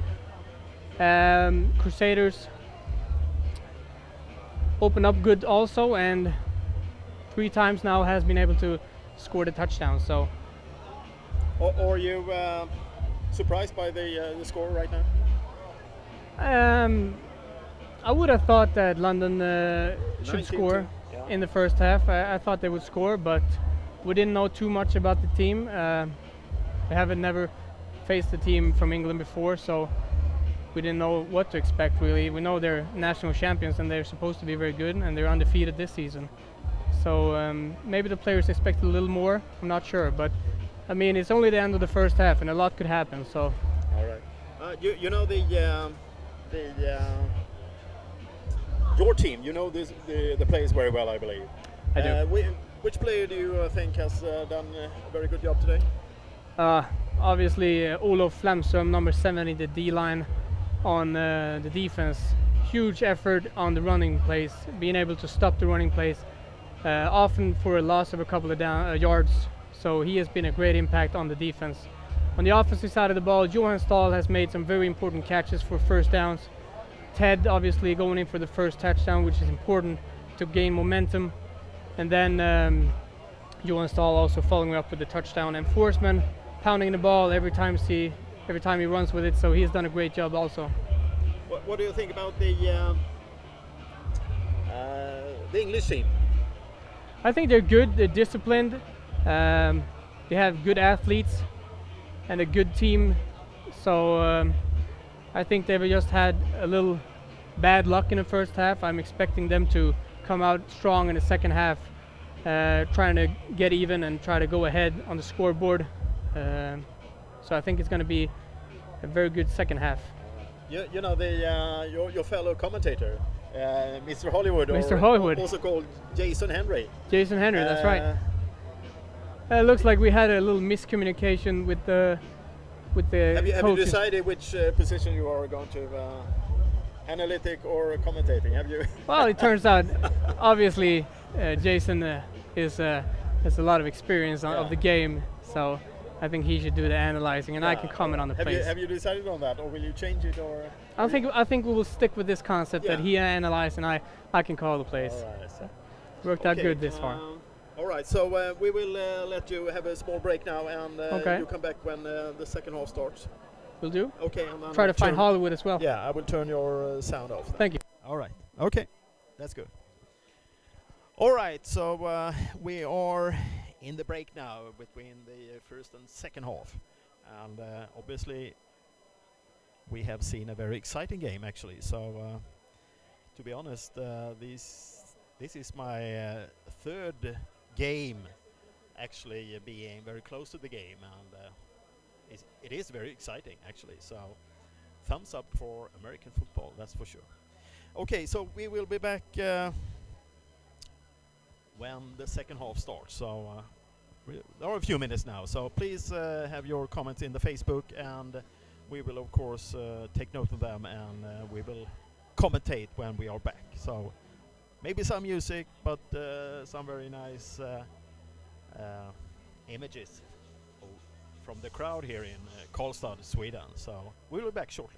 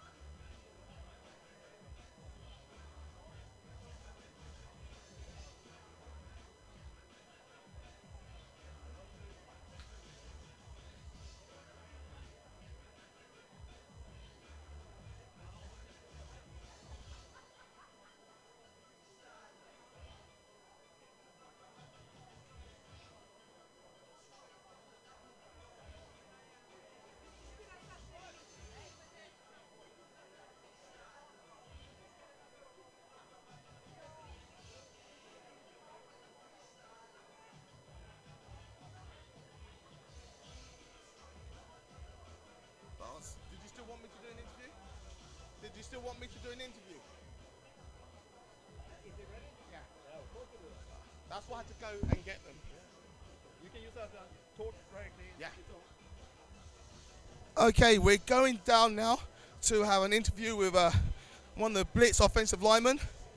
Just ask them a couple of questions on regard to what's the reaction as a player to find them 19 points down in the first half. Okay, we'll just get set up. Okay, just introduce yourself. I'm Dan George from London Blitz. Okay, Dan, so you come out here to EAFA. How's the team holding up after the first half? You know, we made a few mistakes in the first half, but look for us to improve it in the second half. We're going to do damage in the second half. We're going to do some damage. Great. So again, being a Blitz person myself, okay, how inspiring is a halftime speech by a head coach? A halftime speech literally can pick a team up from the bottom of the barrel, and I mean, Coach Moss is an expert at giving halftime speeches, and his halftime speeches are memorable. They really pick you up. Excellent. Dan, I know you guys have to get back and warm up. Thank you very much for that. If you have one parting message to the fans watching back in London, what would it be? Thanks for supporting us, and watch when we bring you home a trophy at the end of this tournament. Thank you very much, Dan. Okay, go and warm up. So I'm just going to go back up to the commentary area. As I said, just having a quick chat with the Blitz team. Yes, it's unusual for them to find themselves in a situation like this, but they have done it before. They've had a solid season so far, and this is gut check time. So teams will try and look to work both on offense and defense as a more cohesive unit.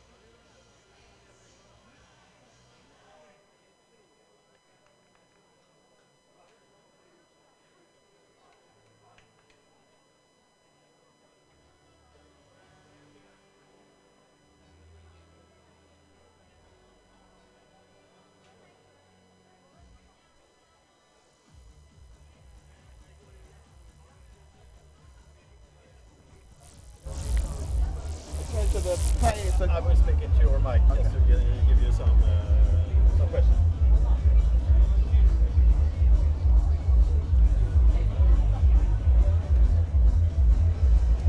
Okay, Mr. Hollywood, also called Jason Henry from London Blitz. Have you been able to speak to some of your guys? So, what did the coach? I departed when the coach came over.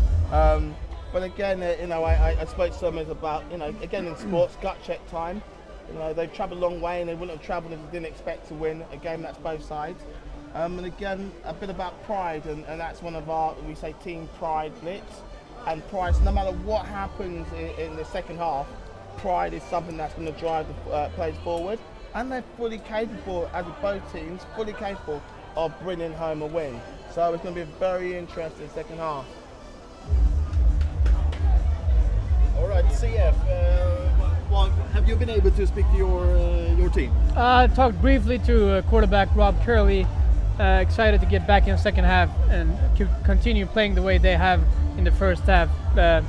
Obviously, nothing big they need to change, so I think they want to come back just the same way they went off in the first half. Okay, the score is 19-0 then. When you play American football, is there still time to pick up? Absolutely. I mean, we all saw that the ball was turned over a couple of times in the first half, so they've had a lot of tries to score, and there's going to be a lot of opportunities in the second half to even out the score, and London can easily go ahead if they score enough points, obviously. Okay, Mr. Hollywood, what do you think about the second half? Second half could be interesting. This is again the notorious for the European game is about fitness levels now and squad size. So again, we're looking at players to try and maintain that level of intensity that they've had in the second drive. The Blitz have been used to trying to rotate talented second and third strings into games come the third and fourth quarter. It's actually who maintains that level and who actually pushes in that first score. I think that's going to be very key. Whoever gets that first score or that first big play will continue with that momentum throughout the third quarter. And actually, to run 100 yards could take one of these guys in this field as little as 10 seconds. So actually, a game could be turned its head in as little as 40 seconds of playing time.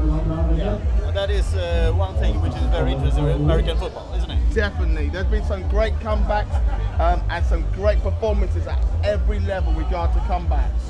So let's see who has the fortitude and the guts to actually maintain their charge on this semi-final berth. Sorry, semi-final game. So the kickoff team from London are getting ready. Back on the return team, we find number 86, Johan Ståhl, number 21, Victor Jansson, returning the football.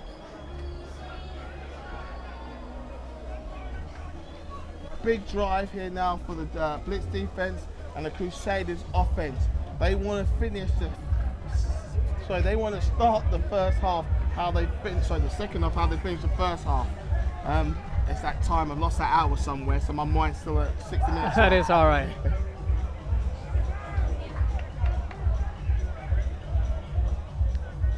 So, both teams are ready, and the kick is away. High kick, caught by number 21, Victor Jansson, and getting tackled for no gain on their own 20th yard line. And that's a good play by the special teams. Not a very deep ball by Ed Morgan. Again, the returner looks at Victor Jansson, but it was number 5 on the Blitz side. That's Leon Williams coming down and making an arm tackle to bring down that returner. Good play by the kickoff team. Starting off on Crusaders' 20th yard line. It's a good field position. It is. And again, for the London Blitz, obviously.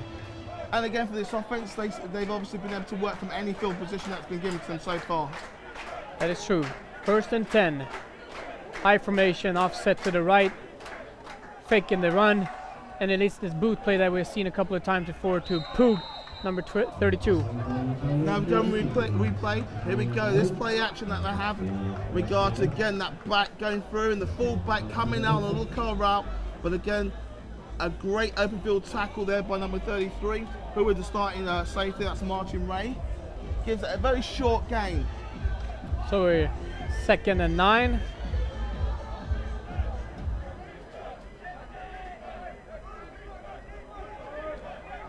And it's empty formation. Dropping back.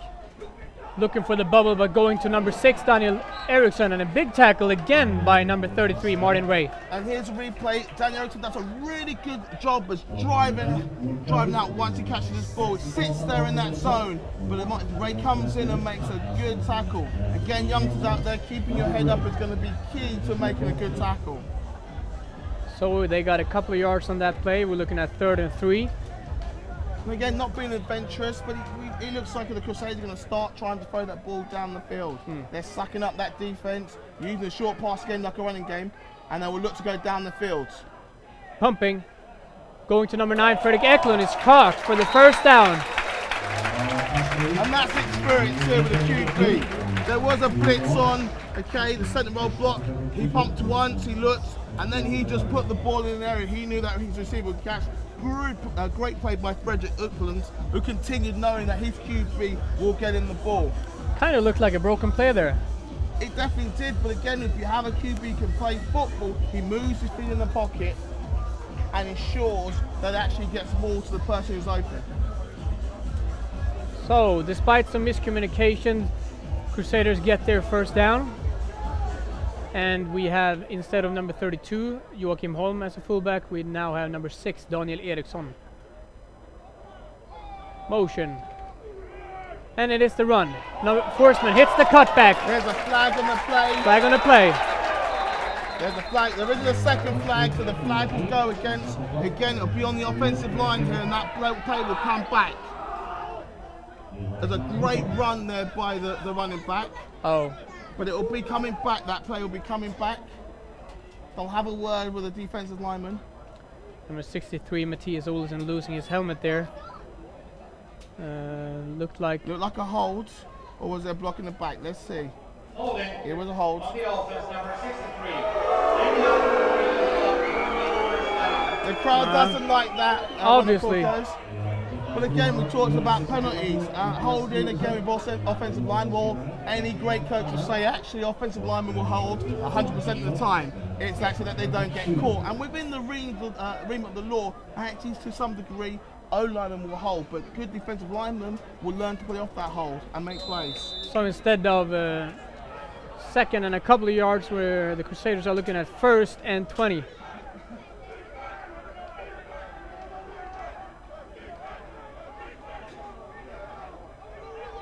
Trips to the left, dropping back to pass. Screen again. The defense are a little more aware of it this time, only a gain for 5 yards. Here we go. They've run this screen effectively about 2 times. Again, slightly a little different. Again, they let the line through. And Pat Yee, number 51, sniffs out where the back's gone and comes and makes a great play down the line. They make some yards, but it's not as deep into the defensive backfield as they wanted it to be. So it brings up a 2nd and about 14.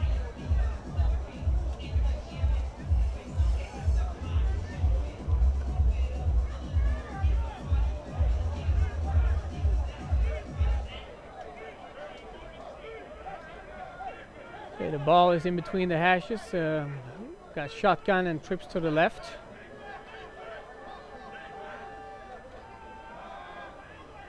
Good protection by the O-line. The ball is caught by number 86, Johan Stahl, for a gain of about 10 yards. And interesting, again, looking to go to the favourite target, number 86. It's a quick strike. He comes and turns around. And again, wouldn't be caught. He just turns around, gets about 10 yards, and then Johnson comes up and makes a stick. So it's been a dominating game by Johan Stahl at the moment. He's been dictating the pace of this offense. When he's been on song, he's the one that's been the go-to guy. Okay. So we're back at 3rd and about 4. Or 3. I formation, offset to the right. Number 32, Poog, is back at the fullback position. While we see the running game. That's a run. It is the boot again. He's looking for the deeper dig. He hit 84, Ted O'Landerson, for a first down and a gain of about 25 yards. And again, the play action has been working so well. They flood that right side of the field. Unmanned, they go Ted Oldenson and makes a great catch and is tackled. But again, this is what happens with a play action. and where the DBs are making far too many tackles in the game, they start sitting and looking for the run rather than doing their primary role and job is actually looking after that defensive backfield and stopping those receivers making plays. So well executed by the Crusaders. We have 1st and 10 on the London Blitz 20th yard line. London is showing blitz. And there's a run play straight up the middle. Gain of about 7 yards by number 3 Christian Forsman. And they've just gone back to the side. They've just done, in this case, a lead, straight up that 8 gap. 72 clears out the nose tackle, and he rumbles forward for about a 6-yard gain. Good blocking by number 72 Daniel Holmgren. Oh, Eric Johnson's been doing a lot of research, so he's been Googling there's something out there, so well done, Eric. Talking about kicker, talking about the Danish kicker. Yes, Morten Andersen. I did mention Morten. Do you remember him having in my fantasy league a few years back? Definitely one of the great Danish kickers. When you'll find there's quite a few back in the history as well in the 70s and early 80s. So 2nd and 3 yards inside the red zone of the London Blitz. Motion on it on 86 stall, and it's a pitch to 86. Trying to go outside, breaks a tackle, and is tackled out of bounds. It's the option, okay, the fullback, again, he'll make a read here, he shows the fullback comes in and the picture out, dragging in that end, a missed tackle again, someone come up making the play, again number 3, Aaron is in the right place, doesn't hesitate and defends that outside of that goal line. So that makes it 1st and goal for the Crusaders on the London's 5-yard line. That's interesting now, as I said, it's a momentum. This has taken 6 minutes off the clock and they're moving the ball really effectively now and actually knocking the door to be able to score here. The defense needs to make a play. High formation now. And it is the lead running game. Trying to break the tackle, but defense are holding on, and but they are giving him a couple yards again. We're going that in again, and it's the workhorse on the moment. It's Christian Forsman. Linebacker this time came and made his read and stuck him in the backfield. A decision needs to be made now on both sides of the ball. With the blitz, do they go aggressive and blitz? They know again the play action is something that again the Crusaders are trying to work on and try and get it out in regard to hitting those receivers at the back of the end zone. Something they've done it really well in the first 2 quarters of play. So we got 2nd and about 5. Single back. Pass overthrown to Frederick Eklund. Now, here's a replay. The team, Crusaders, are looking for an offside the tackle with a hard count. And again, they snapped it, but I think they snapped it a bit too quick. Still tried to hit that flag play. The QB's having a long conversation with the official, and the play's coming in from the sideline now. It's 3rd down. Gut check time. A score here will leave the Crusaders in a very comfortable position to see out this quarter and hopefully the remainder of the game. The Blitz know that if they can make a stand and make a play here, even a pick 6 will give the momentum to come back in. So even though the score is 19-zip, it is an important part of this football game now.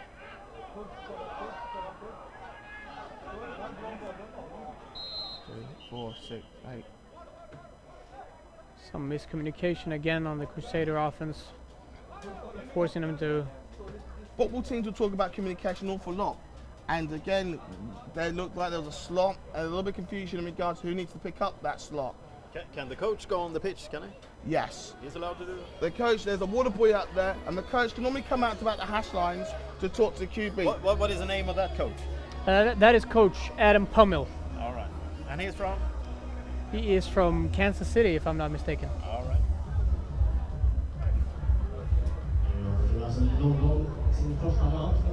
Timeout gives both teams an opportunity to reflect and look at.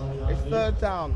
So again, it's going to be key on both sides. I see the Crusaders using this again as a 2-play drive, knowing actually they can kill the game off, potentially, if they score now with 4 minutes. And this has been an amazing drive because actually it's knocked off an incredible nearly 8 minutes off the clock.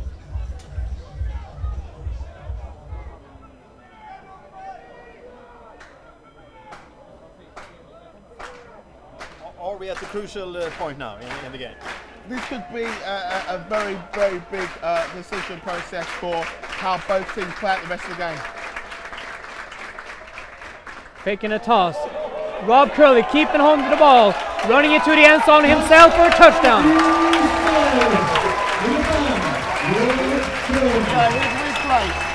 The outside linebacker comes down the line and doesn't see it was a naked bootleg. The QB fake to the back, coming to the right, realising that actually the ends would ignore him and just jogged into the end zone.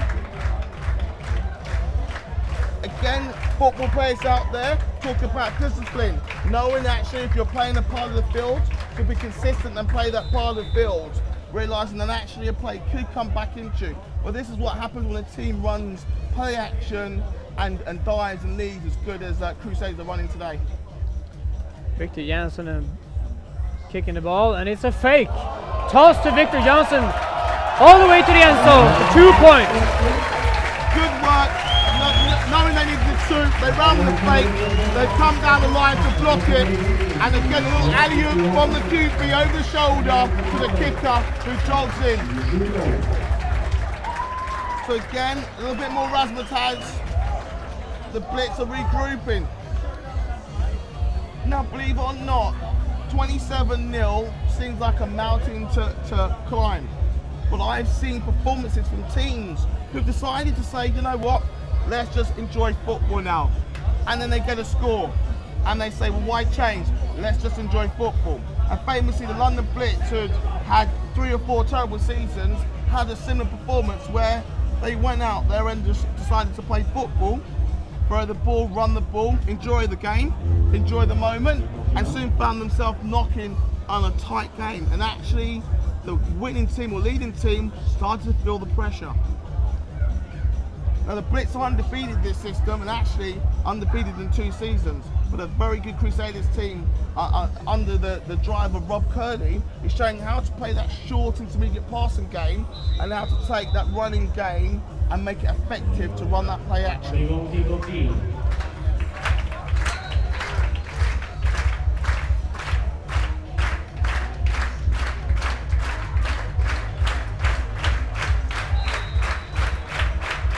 So we got Aaron Sanders and number 24, Melvin Akins back to return to football. A good kick by Victor Johnson. Aaron Sanders returns to football. Aaron's a big boy. Good blocking by the special team. Good return, tackled on the 50-yard line. Very good block by his special team that time. This is a great, he runs onto the ball with speed and just picks a lane and runs through. It was just great hustle by number 87 who came down, that's Kim Kyung, who came down and made a good play. Without that play, could have sprung that and could have went the distance. Okay, a score now, believe it or not, folks are sitting at home thinking it's 27's all over. Things can change very quickly in a football game. So the London Blitz offense is back now after roughly 7.5 minutes waiting to get the ball. Running back number 23, Gareth Dolly, refuses to go down, but eventually gets tackled after a gain of about 5 yards. Facebook from Jeff Spicer about a great run from Curley. So Curley, I'm presuming, is a nickname given to the number 21? Maybe they're referring to the boot by Rob Curley. Oh, there you go. So 2nd and 5, London Blitz trips to the short side. Twins and the tight end. Booting to the backside, throwing to number 48, but it's incomplete. And we look at this play. The play works really well. Okay, there's some blocking up front that's done a good job. And actually the ball needs to be released here. Waited a little bit long to get that ball in, and again, the Crusaders dialed down that and closed down the play. The decisions and the processes, a little bit out today, but this offense can score points when they're on song. So 3rd and 5. Ball is on the left side. Fred Boyle calling the plays from shotgun formation.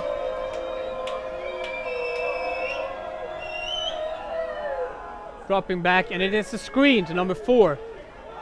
Todd Scott.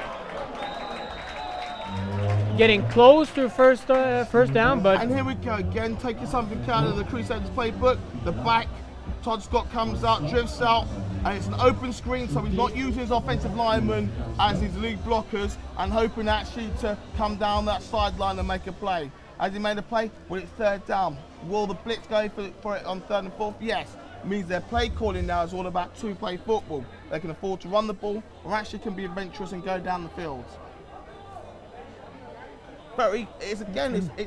It's a stop that the Crusaders will keep the momentum firmly in their house. But if the Blitz get a score, football's a funny old game.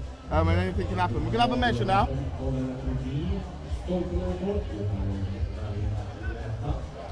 Now, I'd like to say a great job done by the London Blitz physio team who's travelled over here and done an amazing job with the guys, getting them ready and prepped.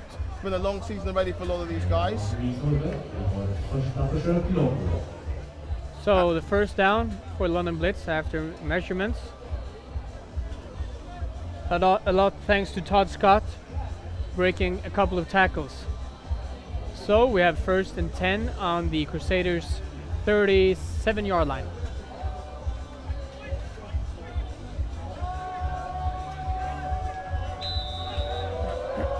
Number 17 in the game, one of my former youth players, showing that actually you can develop into a solid player. It is a pass. Oh, there's some pressure. Caught, but there is a flag on the play. That will be holding. They'll call that holding. Let's watch a replay. A good clean pocket, sending forward, but they pick it up now. Jumping around, and actually, that's a holding, a flag that's been thrown in by that official. But again, the offensive line are starting to do a much better job, but actually the pressure's not needed as much now by the defensive line. So number 53, Owen Powers, getting called for holding, and the ball is moved back.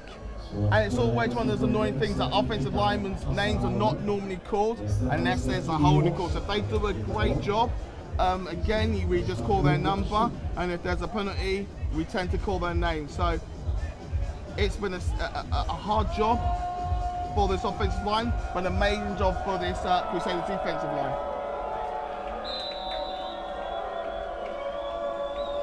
Eric Johnson, okay, talking about Waterloo.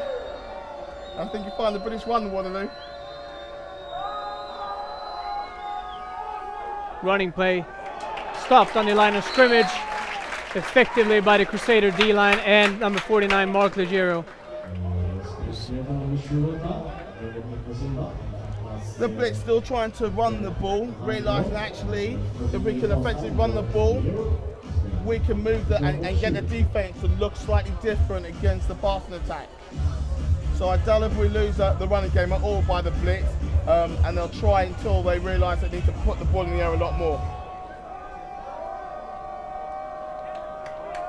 And remember, if you are on Facebook, you know, your questions are going to be answered, so keep them coming. Oh, great pressure by number 70, but he can't get him down. Fred Boyle avoids the tackle, but he's eventually tackled for a loss by number 11, Victor Johnson. Here we go. Fred Boyle, great scrambling ability to get out. Comes up, the Blacks are looking to make a block, and great hustle by number 11. Now again, that tackle in next season, one of those tackles that when you grab up from behind the neck, potentially could be classed as what you call a horse collar, but because he was a QB, a horse collar is not a call that's actually called against the QB as it currently stands.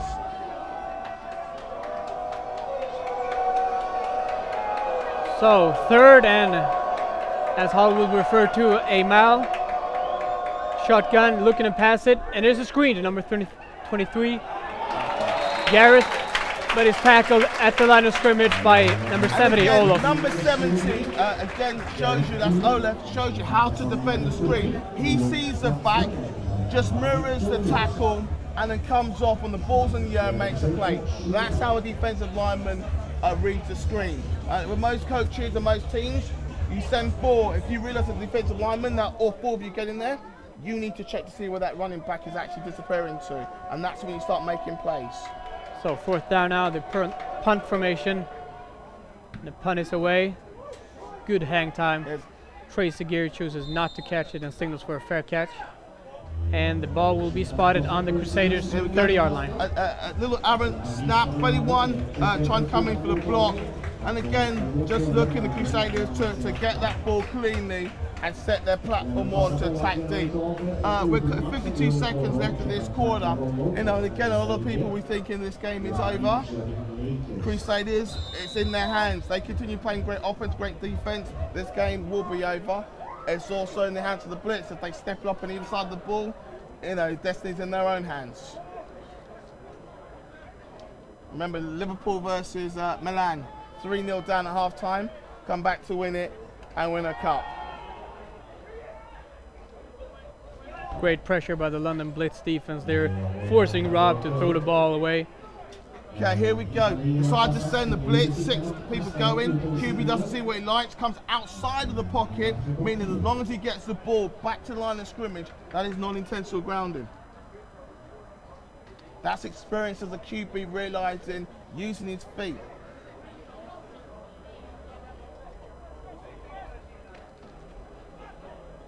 So 2nd and 10 at the Crusaders' 30th-yard line. Shotgun with the trips to the left. Johan Stahl on the wide out.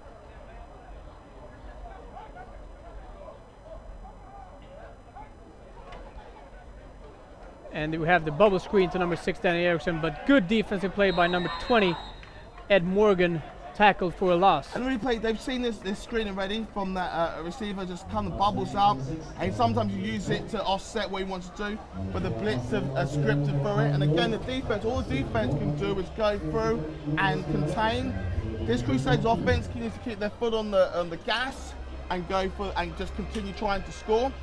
Because any opportunity to any team at any level to give them the ball and give them the opportunity to bring that ball back down is going to be significant. Now with 10 seconds left, again the Crusaders, when they play the clock out, should simply look at the play clock and play that clock down to 0, and then the 3rd quarter. And actually the 3rd quarter is over. There, that is the whistle. And we now are in the 4th quarter. So, Hollywood, would you say time is becoming a factor now? Definitely. The Crusaders have this game and potentially have this game. I won't say sewn up, but they're in a commanding position. You know, they kind of have their foot on the jugular and ready to close this game out. It's for them to just stay focused and don't do anything silly. Okay, and again with the Blitz to just continue trying to work against a very stubborn and strong and effective front 4 and a very competent bunch of DBs and backers who are cleaning up anything else that actually comes past that front 4.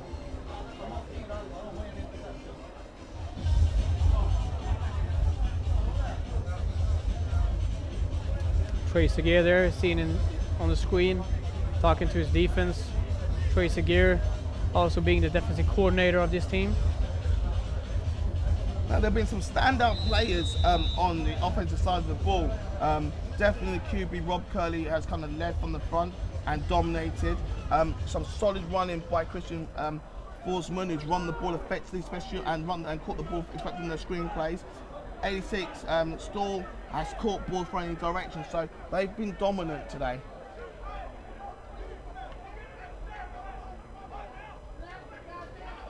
Faking the bubble screen, going to the backside to the screen.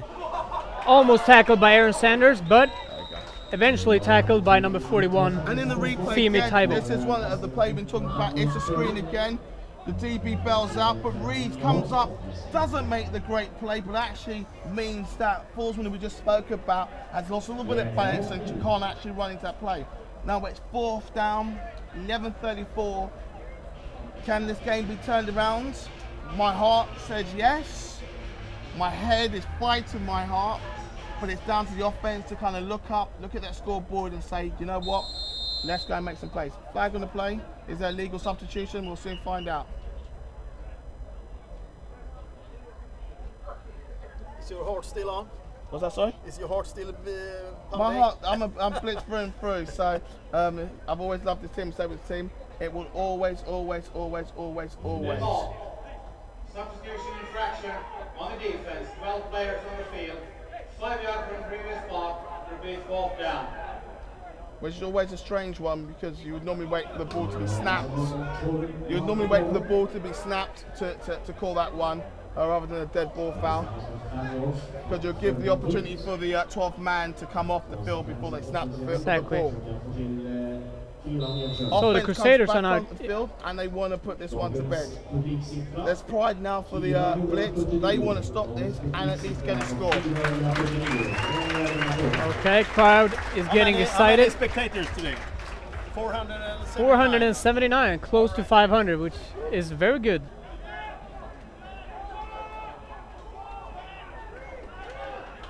And I know it's a great feeling to be down there and getting the support of the crowd too. That was a quick kick. They didn't want to back there to make a pressure, so they just lined up. They just lined up as normal.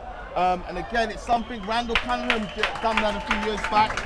QB bumps up his stats, may get a starting job at punting, and just wants that ball to roll down, and it sits up nicely at about the 3-yard line, meaning there's a long way to go.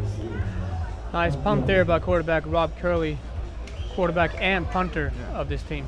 And I would like to say that on the Blitz and on the defense of the Blitz, there's been some standout performances, especially by number 3 Aaron Sanders, who tried his hardest to make sure he's been in this game with some great key tackles. Definitely. But I'd say the performance of the team, the Crusaders, has been, to a man, exceptional. They played and executed very well on offense and had a swarming defense, and that front four is the reason why this team is where they're at the present time.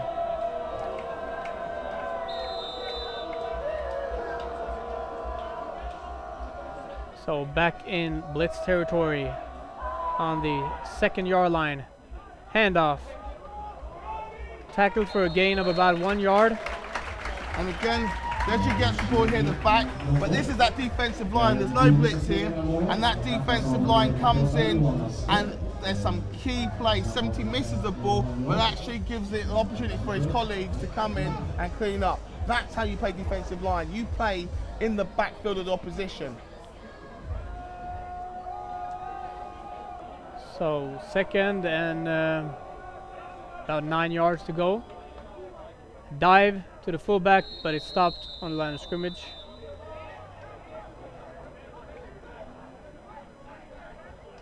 Ten minutes left. Again, they've just gone for a simple dive.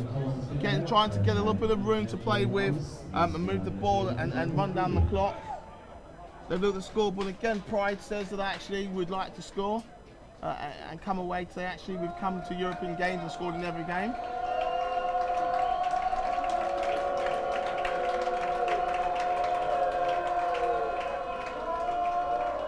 Pass play to number 81, breaking a tackle, almost breaking 2 tackles, but eventually number 31, Robert Backy King, coming for the tackle. And here we go, a great play. Fred just going a little slant coming in. Okay, anyone makes a great play. He's Michael's young. Michael just turned 22, I believe. And again, he's a great talent for the future. Like many of these players, I think the average age for many of those guys out there is about 22. Going for the screen, tackled at the line of scrimmage instantly. Now and there's a flag on the play. That's going to be a face cage, I presume. Again, the defensive line do a good job. They snuff it out. Now, again, this is when you're talking about catching the ball. If he caught that ball and continued to run, he would have made a play. Now, this will go back because in the melee that preceded the play, someone grabbed hold of the face cage and yanked it. That's an automatically first down, and they're going to get 15 yards. Personal foul, face mask. On the defense, number 11, 15 yards from a previous spot, first down. There's no more 5 yards. Face mask must be a very cruel, you know, he's done something very bad, doesn't he? It's not. Sometimes now it might be your hand in it, you clench. You can actually put an open hand in it, but you clench those fingers and move that head in some way.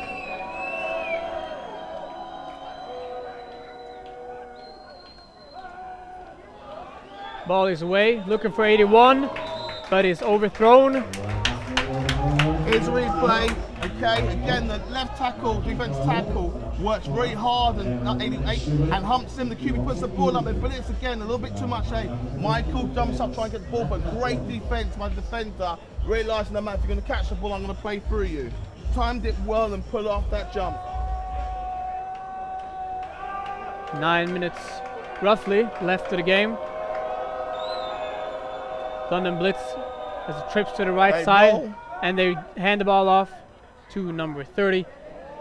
There's a flag in there, and again, that's going to be on the defense, I think. There might be a holding call, but let's have a look at this. He comes inside, number 30, Tertiary makes a play. Again, I think it's going to be on the defense. I don't know, again, if there's a face cage. Personal foul, face mask. Yeah. Another face mask. 15 minutes remaining in the run. 1 minute first down. Dead ball, unsportsmanlike conduct on the assistant coach of the home team. 15 yards from the succeeding spot, first down. Now, this is something that happens a lot in football. You get a lot of energy going in, and the defense has been doing a great job. Because ball carriers are trying to bury their head and dive, instead of playing football, hands come flying in and they're trying to rip the ball or be very aggressive. Actually, just wrap and play football. Now, the coach is as passionate as any player, and what you also have is a coach challenging the officials on a call. It is a contact sport and some contact is needed, but again, this call is all about player safety. The neck and head injuries is key to this sport, and this is why we can't have face cages. So we had 15 yards face mask on the defense, and also 15 yards unsportsmanlike conduct on a coach on the Crusader sideline. Running play for number 27, Oliver Hippolyte, breaking the tackle, going in for the first down. First time he's just come back, and he is going to be an exciting player. He's got great moves, he makes a good run, makes some people miss. Again, with the Blitz, they've got a couple of really talented young running backs who, again, are the oldest one out there, I think, is Gareth at 28, and the rest of them are between 21 and 25. So the Blitz, moving the ball effectively, are now at the Crusader 15-yard line, having their first down and 10 yards to go. Faking the handoff, rolling out, pressure by number 88 Jonas Dahl, but Boyle breaking the tackle, eventually being sacked by number 11 Victor Johnson. Okay, here, decision by the QB. Number 88 makes good play. The QB then just basically has to tuck the ball and try and run. Now again, it should be forward momentum. The reason why the play isn't where the tackle happened is the runner was stopped and then actually driven back. Therefore, the ball is actually spotted on where they had the forward progression. So lost about 10 yards on the sack there. 2nd and 20. No, I'll let you into the secret. The offense is struggling inside the 20, but they scored most of their points from outside the 20 this season. That's right. Faking the run, pressure. Boyle avoiding a tackle, taking it to his own feet, running about 7 yards. Now there's a flag on the play, number 11, and again it's a good play action. That end comes round, it's going to be holding most of it, and the QB decides to take off right into the sand pit like he's somewhere on Bournemouth Beach. So they'll call a flag, he'll be holding most of it. Holding on the 65.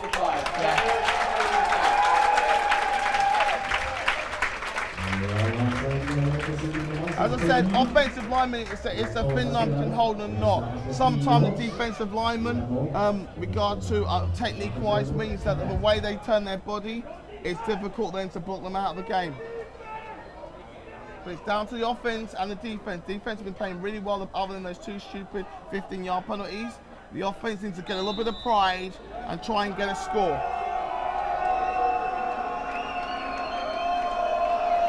7.5 minutes left of the second half. Boyle taking a snap, looking to pass. Pressure again by Olof Flemström. The ball is away, but it's called incomplete by the referees. Okay, here's the play now. QB there, he's in the pocket, but has to roll out. Number 70 again, giving pressure. throws the ball, sliding catch, but the sideline officials called that incomplete. Again, this is where you sometimes say in regard to officials getting a close look. Their job is that sideline is to watch that ball and make sure it doesn't hit the ground. Third down. Number 70 again had dictated the pace of this game on the defense. Third and about 30. Trips to the short side of the field. Boyle taking a snap, looking to pass. High ball. In the coverage. Batted down by 25 Tracy Gear. Here's the play. A lot better protection, but they're only winning 4. They leave the back in. He airs the ball out, but gets a little bit too much, not enough rotation, so the ball falls out of his hands, and the defense in a great position to make a play. The down now is 3rd or 4th? 4th. It is 4th. I thought it was 4th.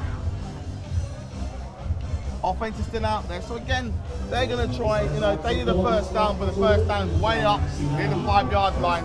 They'll go to the end zone or just short of it.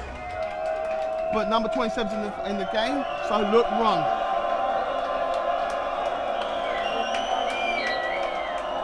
Flag on the field.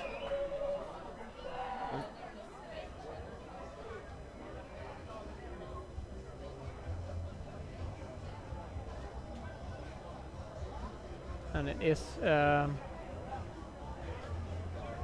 about the game clock. On the play.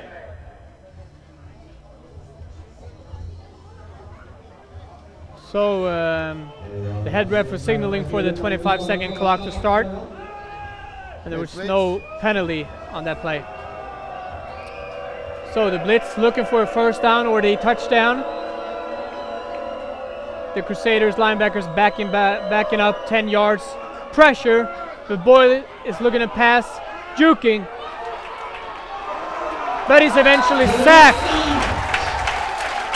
Okay, with this play, there's a bloke that steps up, good pressure by the front 4, and again trying to make something happen with feet, but it's too far to go.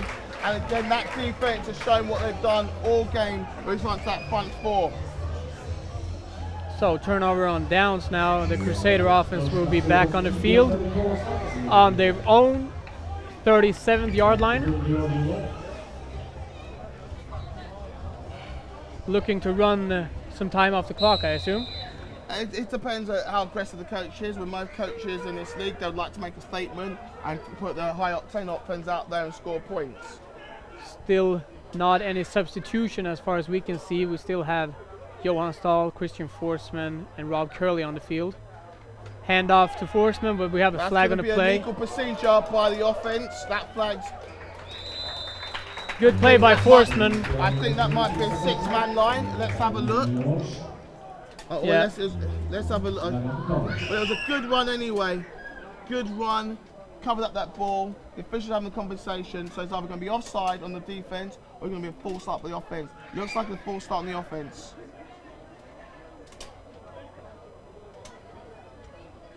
Sorry, it looks like it's a 6-man line on the offense, I should say. And again, a 6-man line in football. Stop, legal formation on the defense. 5 players on the backfield. 5 yards from the previous spot. Repeat first down. And basically, that's a 6-man line because they've got 5 men in the backfield. That's right. So penalty on the offense, moving the ball back 5 yards. And that's sometimes going to be on the receiver. One of the receivers needs to be on the line and has to check with the official that they're on the line. And actually, his colleague in a double should be talking to them. Well, they're going to correct that. So still first down. 15 to go. London showing blitz. Hand off to Forsman, finding some room. Going for about 8 yards on the play. And here we go, his play. Again, just a lead. Fullback blows out number 99. Again, and this runs the ball down the field. Again, Forsman obviously must be closing on at over 80 yards at the moment, and combined over 100 yards. Has had a very solid and productive game. He comes out the game, and again they'll go with an open, empty backfield more than likely. 32's in the game, so he may be in the backfield by himself. he's shown himself to be very important on important plays, as he has scored touchdowns on third downs and gotten first downs on important occasions. Forsman is now out, taking a couple of plays off. 6 minutes to go or something like that, or is it? So, yeah, 6 what minutes. is he feeling right now? The feeling, obviously, disappointment as a Blitz player. Bucky King going for the first down instead of Forsman, who is getting some plays off. But Bucky King doing it great. Again, this time they send them back in the opposite direction, and the new back, which is, I thought it was number 11, but I'm obviously incorrect in that, dived his way through to that first down. And this is what gives you, the team, Crusaders are looking to run that clock down at 5:43. If they get a score, they'll be happy, and they'll continue to run this ball. They may pass ball up, but again, they must want to get out of this game and go and party.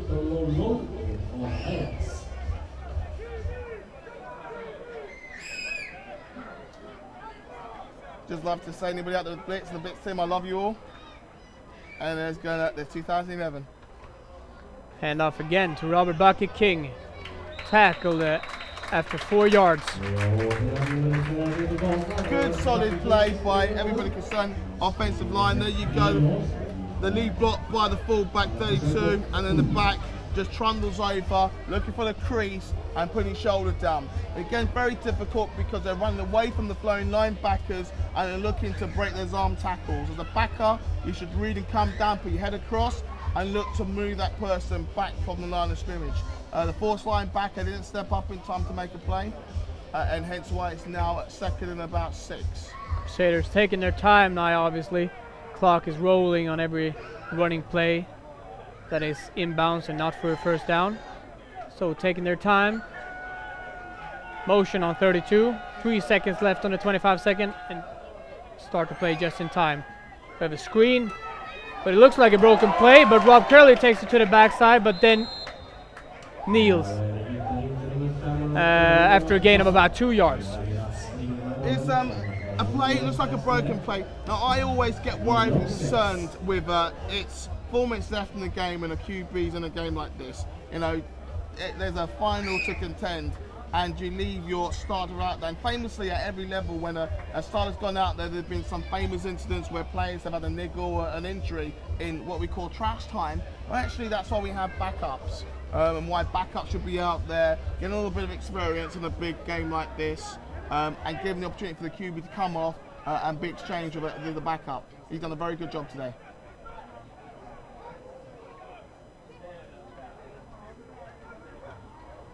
So Blitz showing Blitz, and a handoff to Robert Bucky King again, going to the side, stopped after a gain of about 3 yards. Good solid run. All they're doing is they tack the edge here. The tackle and end coming a little bit too sharp, don't make the play, but again number 21 is Dion, comes up and makes a stick, and it's 4th down.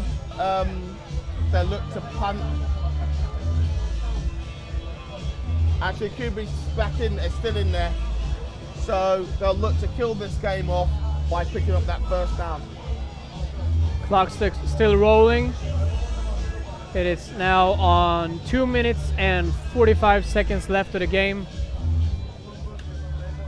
They will use their 10 seconds that are left on a 25-second clock.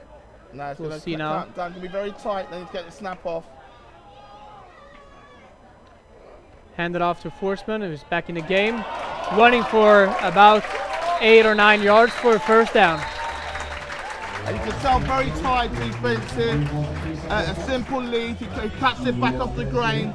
Linebackers don't come and make a great tackle, and he actually trundles over for first down. Good running by number 31, as Robert Bucky King, and he gives an opportunity to finish this game off in style. It's 2:21 with clock ticking. It will stop at the 2-minute warning.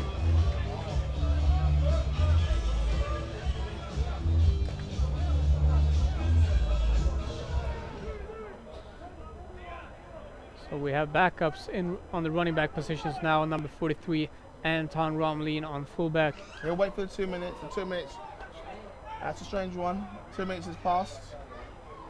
Well, there's another running game. Big run play by Bucky King. And as you say, there should have been a 2-minute warning there, but... And this is what happened in the game. The back comes up, just makes a play against the tired defence who've lost their focus. And that's why you put backups in the game, gives them a little bit of experience, gives them an opportunity to play some football. Mark Morse, obviously not a happy man, but obviously got a lot more to play this season. And to be honest, the main aim of our first year in European football, I know he'll be very happy after when he reflects. And actually we've come to Europe and played experienced teams and actually got to the semi-final. Means we know what we need to prepare to build, or actually which is going to be our big season, this is 2011. You've heard it here first, folks. So the Crusader offense will take a knee. And that means the game's over. That means QB take a knee. They'll tick the clock down. I think one more play, the official will do one more play. And let's see, 37. Crusaders celebrating on the sideline now.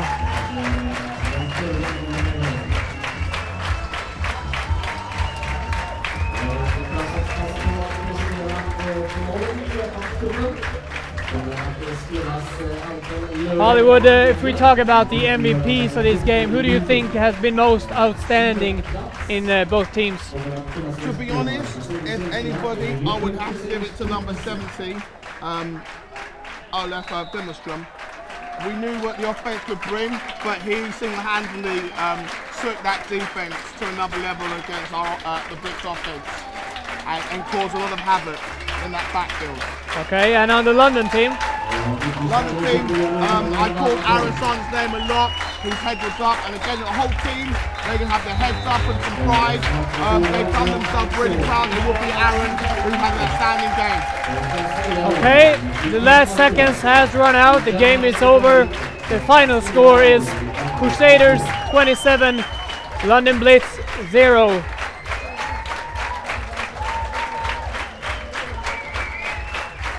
Obviously disappointed faces in the London team.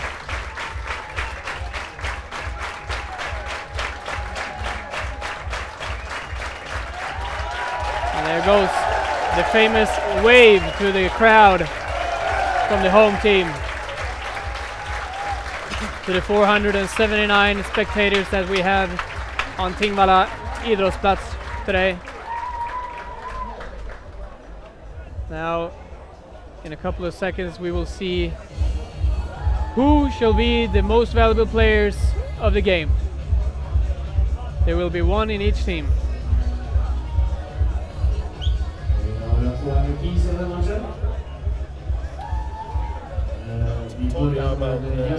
the game was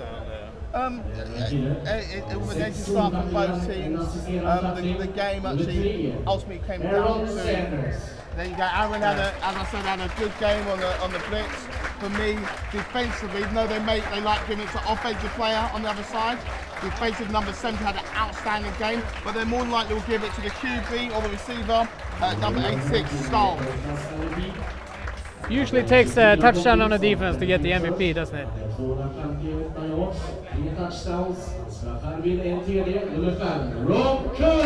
Right you are, Hollywood. Rob Curley gets the MVP for the Crusaders. And he's done the job what I expect a good QB to do. I would have, personally given it to number 70 because he had an outstanding job on that defensive front and actually contained a very potent offense. So team captain, not captain actually, but Johan Oscar is thanking London Blitz for coming here, playing a hard-fought game. And in London, number 11, Rod Bradley. Rod famously is a bit of a TV star back in the UK, appears on the British version of Gladiators. So actually his nickname is Spartan, so the next time you get any British TV and watch the UK version of the Gladiators, that's number 11, Rod Spartan Bradley. Kept out, very quiet today, has been our dominant receiver. There we go, the guys, Todd and Mark, Pat Cullen, the offensive coordinator, called into action as a backup QB today, and the offensive line, who done an admirable job against a very experienced, very determined defensive line. And we have to say that on the day the best team won. But again, I'm still a Blitz player through and through. Love the guys. I know they're going to come back really strong. This is our first foray into international wins, and you know, I know our money's going to be on you guys winning it all. But for us, actually, that's how we've actually prepared ourselves. Was let's go into Europe this season, see how far we can go, and know what work we need to put in. So we've got a lot of work to put in the off season. But for the British scene, got a long season left. We still have a British title to hopefully win at all levels. And so we'll be actually going back, and Sunday and next Sunday and Wednesday is going to be a lot of training.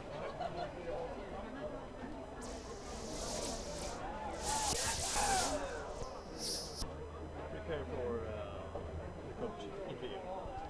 My coach? Yeah, your coach. You can man of very few words. Yeah, all right. But whoever is responsible, which you feel.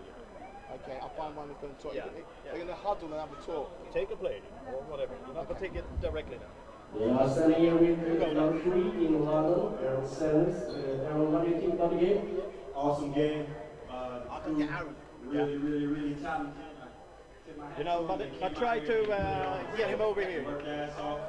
Best team came out and won the game. We're back in the service in the Blitz, and we're glad that you could come here and play once more. Okay, CF, how do you feel the game was today? Well, obviously a big win for the Crusaders. Famous Toga Toga celebration, as always. I think the guys were expecting a little more from London Blitz. Okay, I've just come down to this was grab maybe Leonard the Johnson, best one of the starting effort corners from the for defense the London Blitz so far for the Crusaders. See if we got some words from number 29. We're just going to have a few words with this is going out live and streaming. And Leonard Johnson is number 29 for the London Blitz, the corner. Let's be honest, how are you feeling right now then? I'm feeling a bit hurt because basically we tried our best, we didn't play hard. The other team came out pretty hard. Should have stepped up. We tried to step up, but hopefully next time we'll step and take it all the way. Good, you know, up there I was feeling you, I was trying to be impartial, and I was working really hard to try and make sure I was calling a good game. How do you think we're going to prepare for the rest of the season? We'll just go back and work hard, that's it. We just need to go back, go in the gym, focus, refocus, and take it all the way. Just finally, do you see this team, the Crusaders, going all the way to the final? I mean, sorry, and winning the finals, I say. Yeah, I hope they do. They're a good team, and you know, I hope they take it all the way. Thank you very much, Len. Go over to Huddle. I'll be over there shortly. Thank you very much. So again, that's Leonard Johnson, the starting corner for the London Blitz. And again, a former youth player and Great Britain international. He wanted me to get an interview. Hollywood. Let's go right here. I'm over here. So, Coach Adam Pummel, head coach for the Karlstad Crusaders. What are your thoughts about the game? Oh man, it was a great game. We came out and played real good today. Very physical game from the start. London played good, man. They came in, they had a good plan, and were physical. And you know, once we started to get it going, it came together for us. Were you expecting more from the London team than what you saw here today? I don't think I was expecting more. I mean, they played their tails off, and they respected the game. And you know, obviously they're very well coached, and our guys just had a good day today, and they deserve all the credit because they fought their tails off. What are you most happy about today, and what are you trying to bring into the next game in the finals? I tell the guys, before the game, at halftime, every single time that we take the field, that all I care about is that they play hard and physical, and they continue to do that. And it's my job to get them prepared from an X and O standpoint. But they keep doing that. I think we'll be just fine. Oh. Okay, Coach. Thank you and congratulations. Thanks a lot.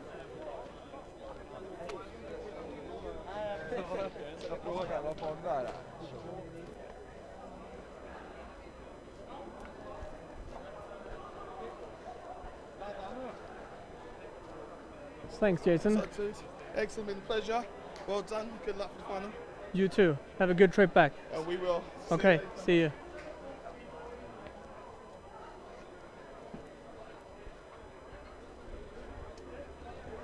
Okay, then we are back again, and well, Kristen, or is it CF, or what is it?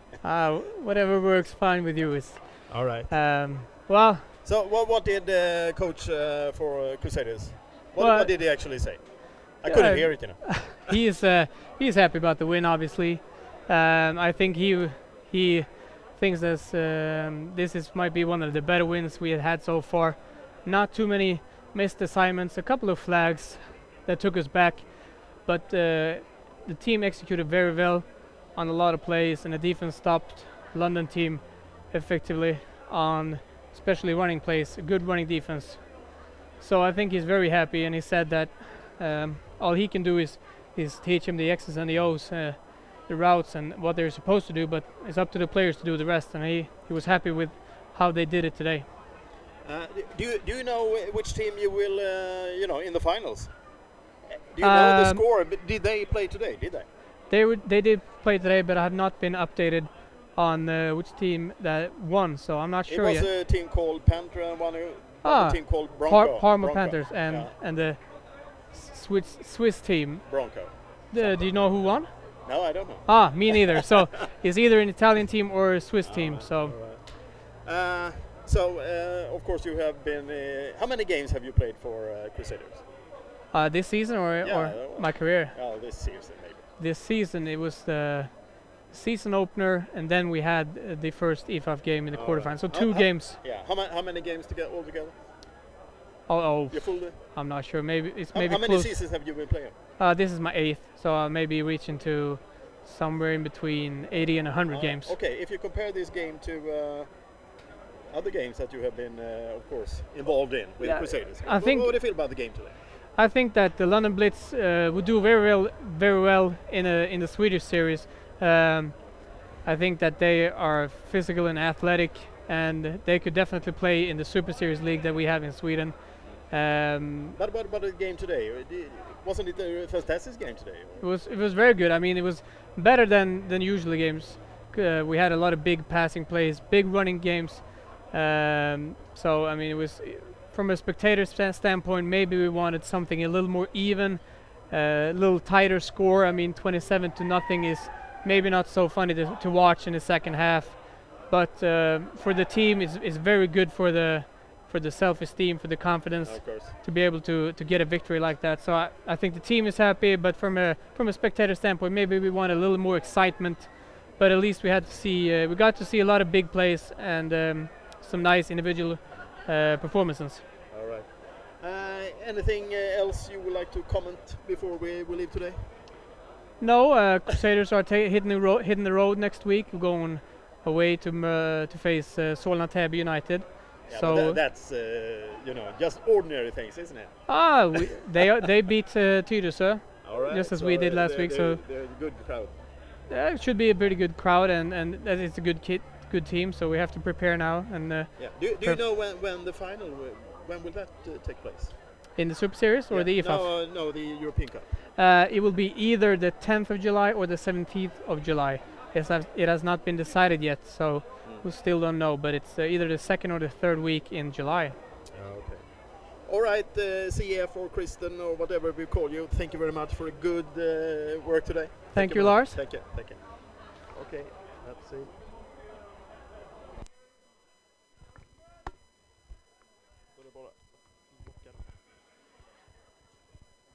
All right, so finally we are. How many hours have we been working now? It's something like more or less 3 hours. So let's see if we can round it up. Okay, very nice to have been able to broadcast this game today, and of course we will hope to see you again. And actually, we are on the web, and tomorrow we will be not far from Karlstad in Västerås, Sweden, about 20 miles, something like that. So the game tomorrow, Division 1 in Sweden, and of course there will be more Crusaders, Karlstad Crusaders. Of course, in the final, of course, we'll cover that wherever that will take place, either here in Sweden or in whatever the other results were. In Italy, the Parma Panthers and Bronco, a Swiss team. So whenever that will take place, either here in Sweden, Italy, or Switzerland, or Sweden, we will be there, of course. So nice to hear from you today, and we will see you tomorrow if you are prepared for American football Swedish style. Goodbye, thumbs up, bye.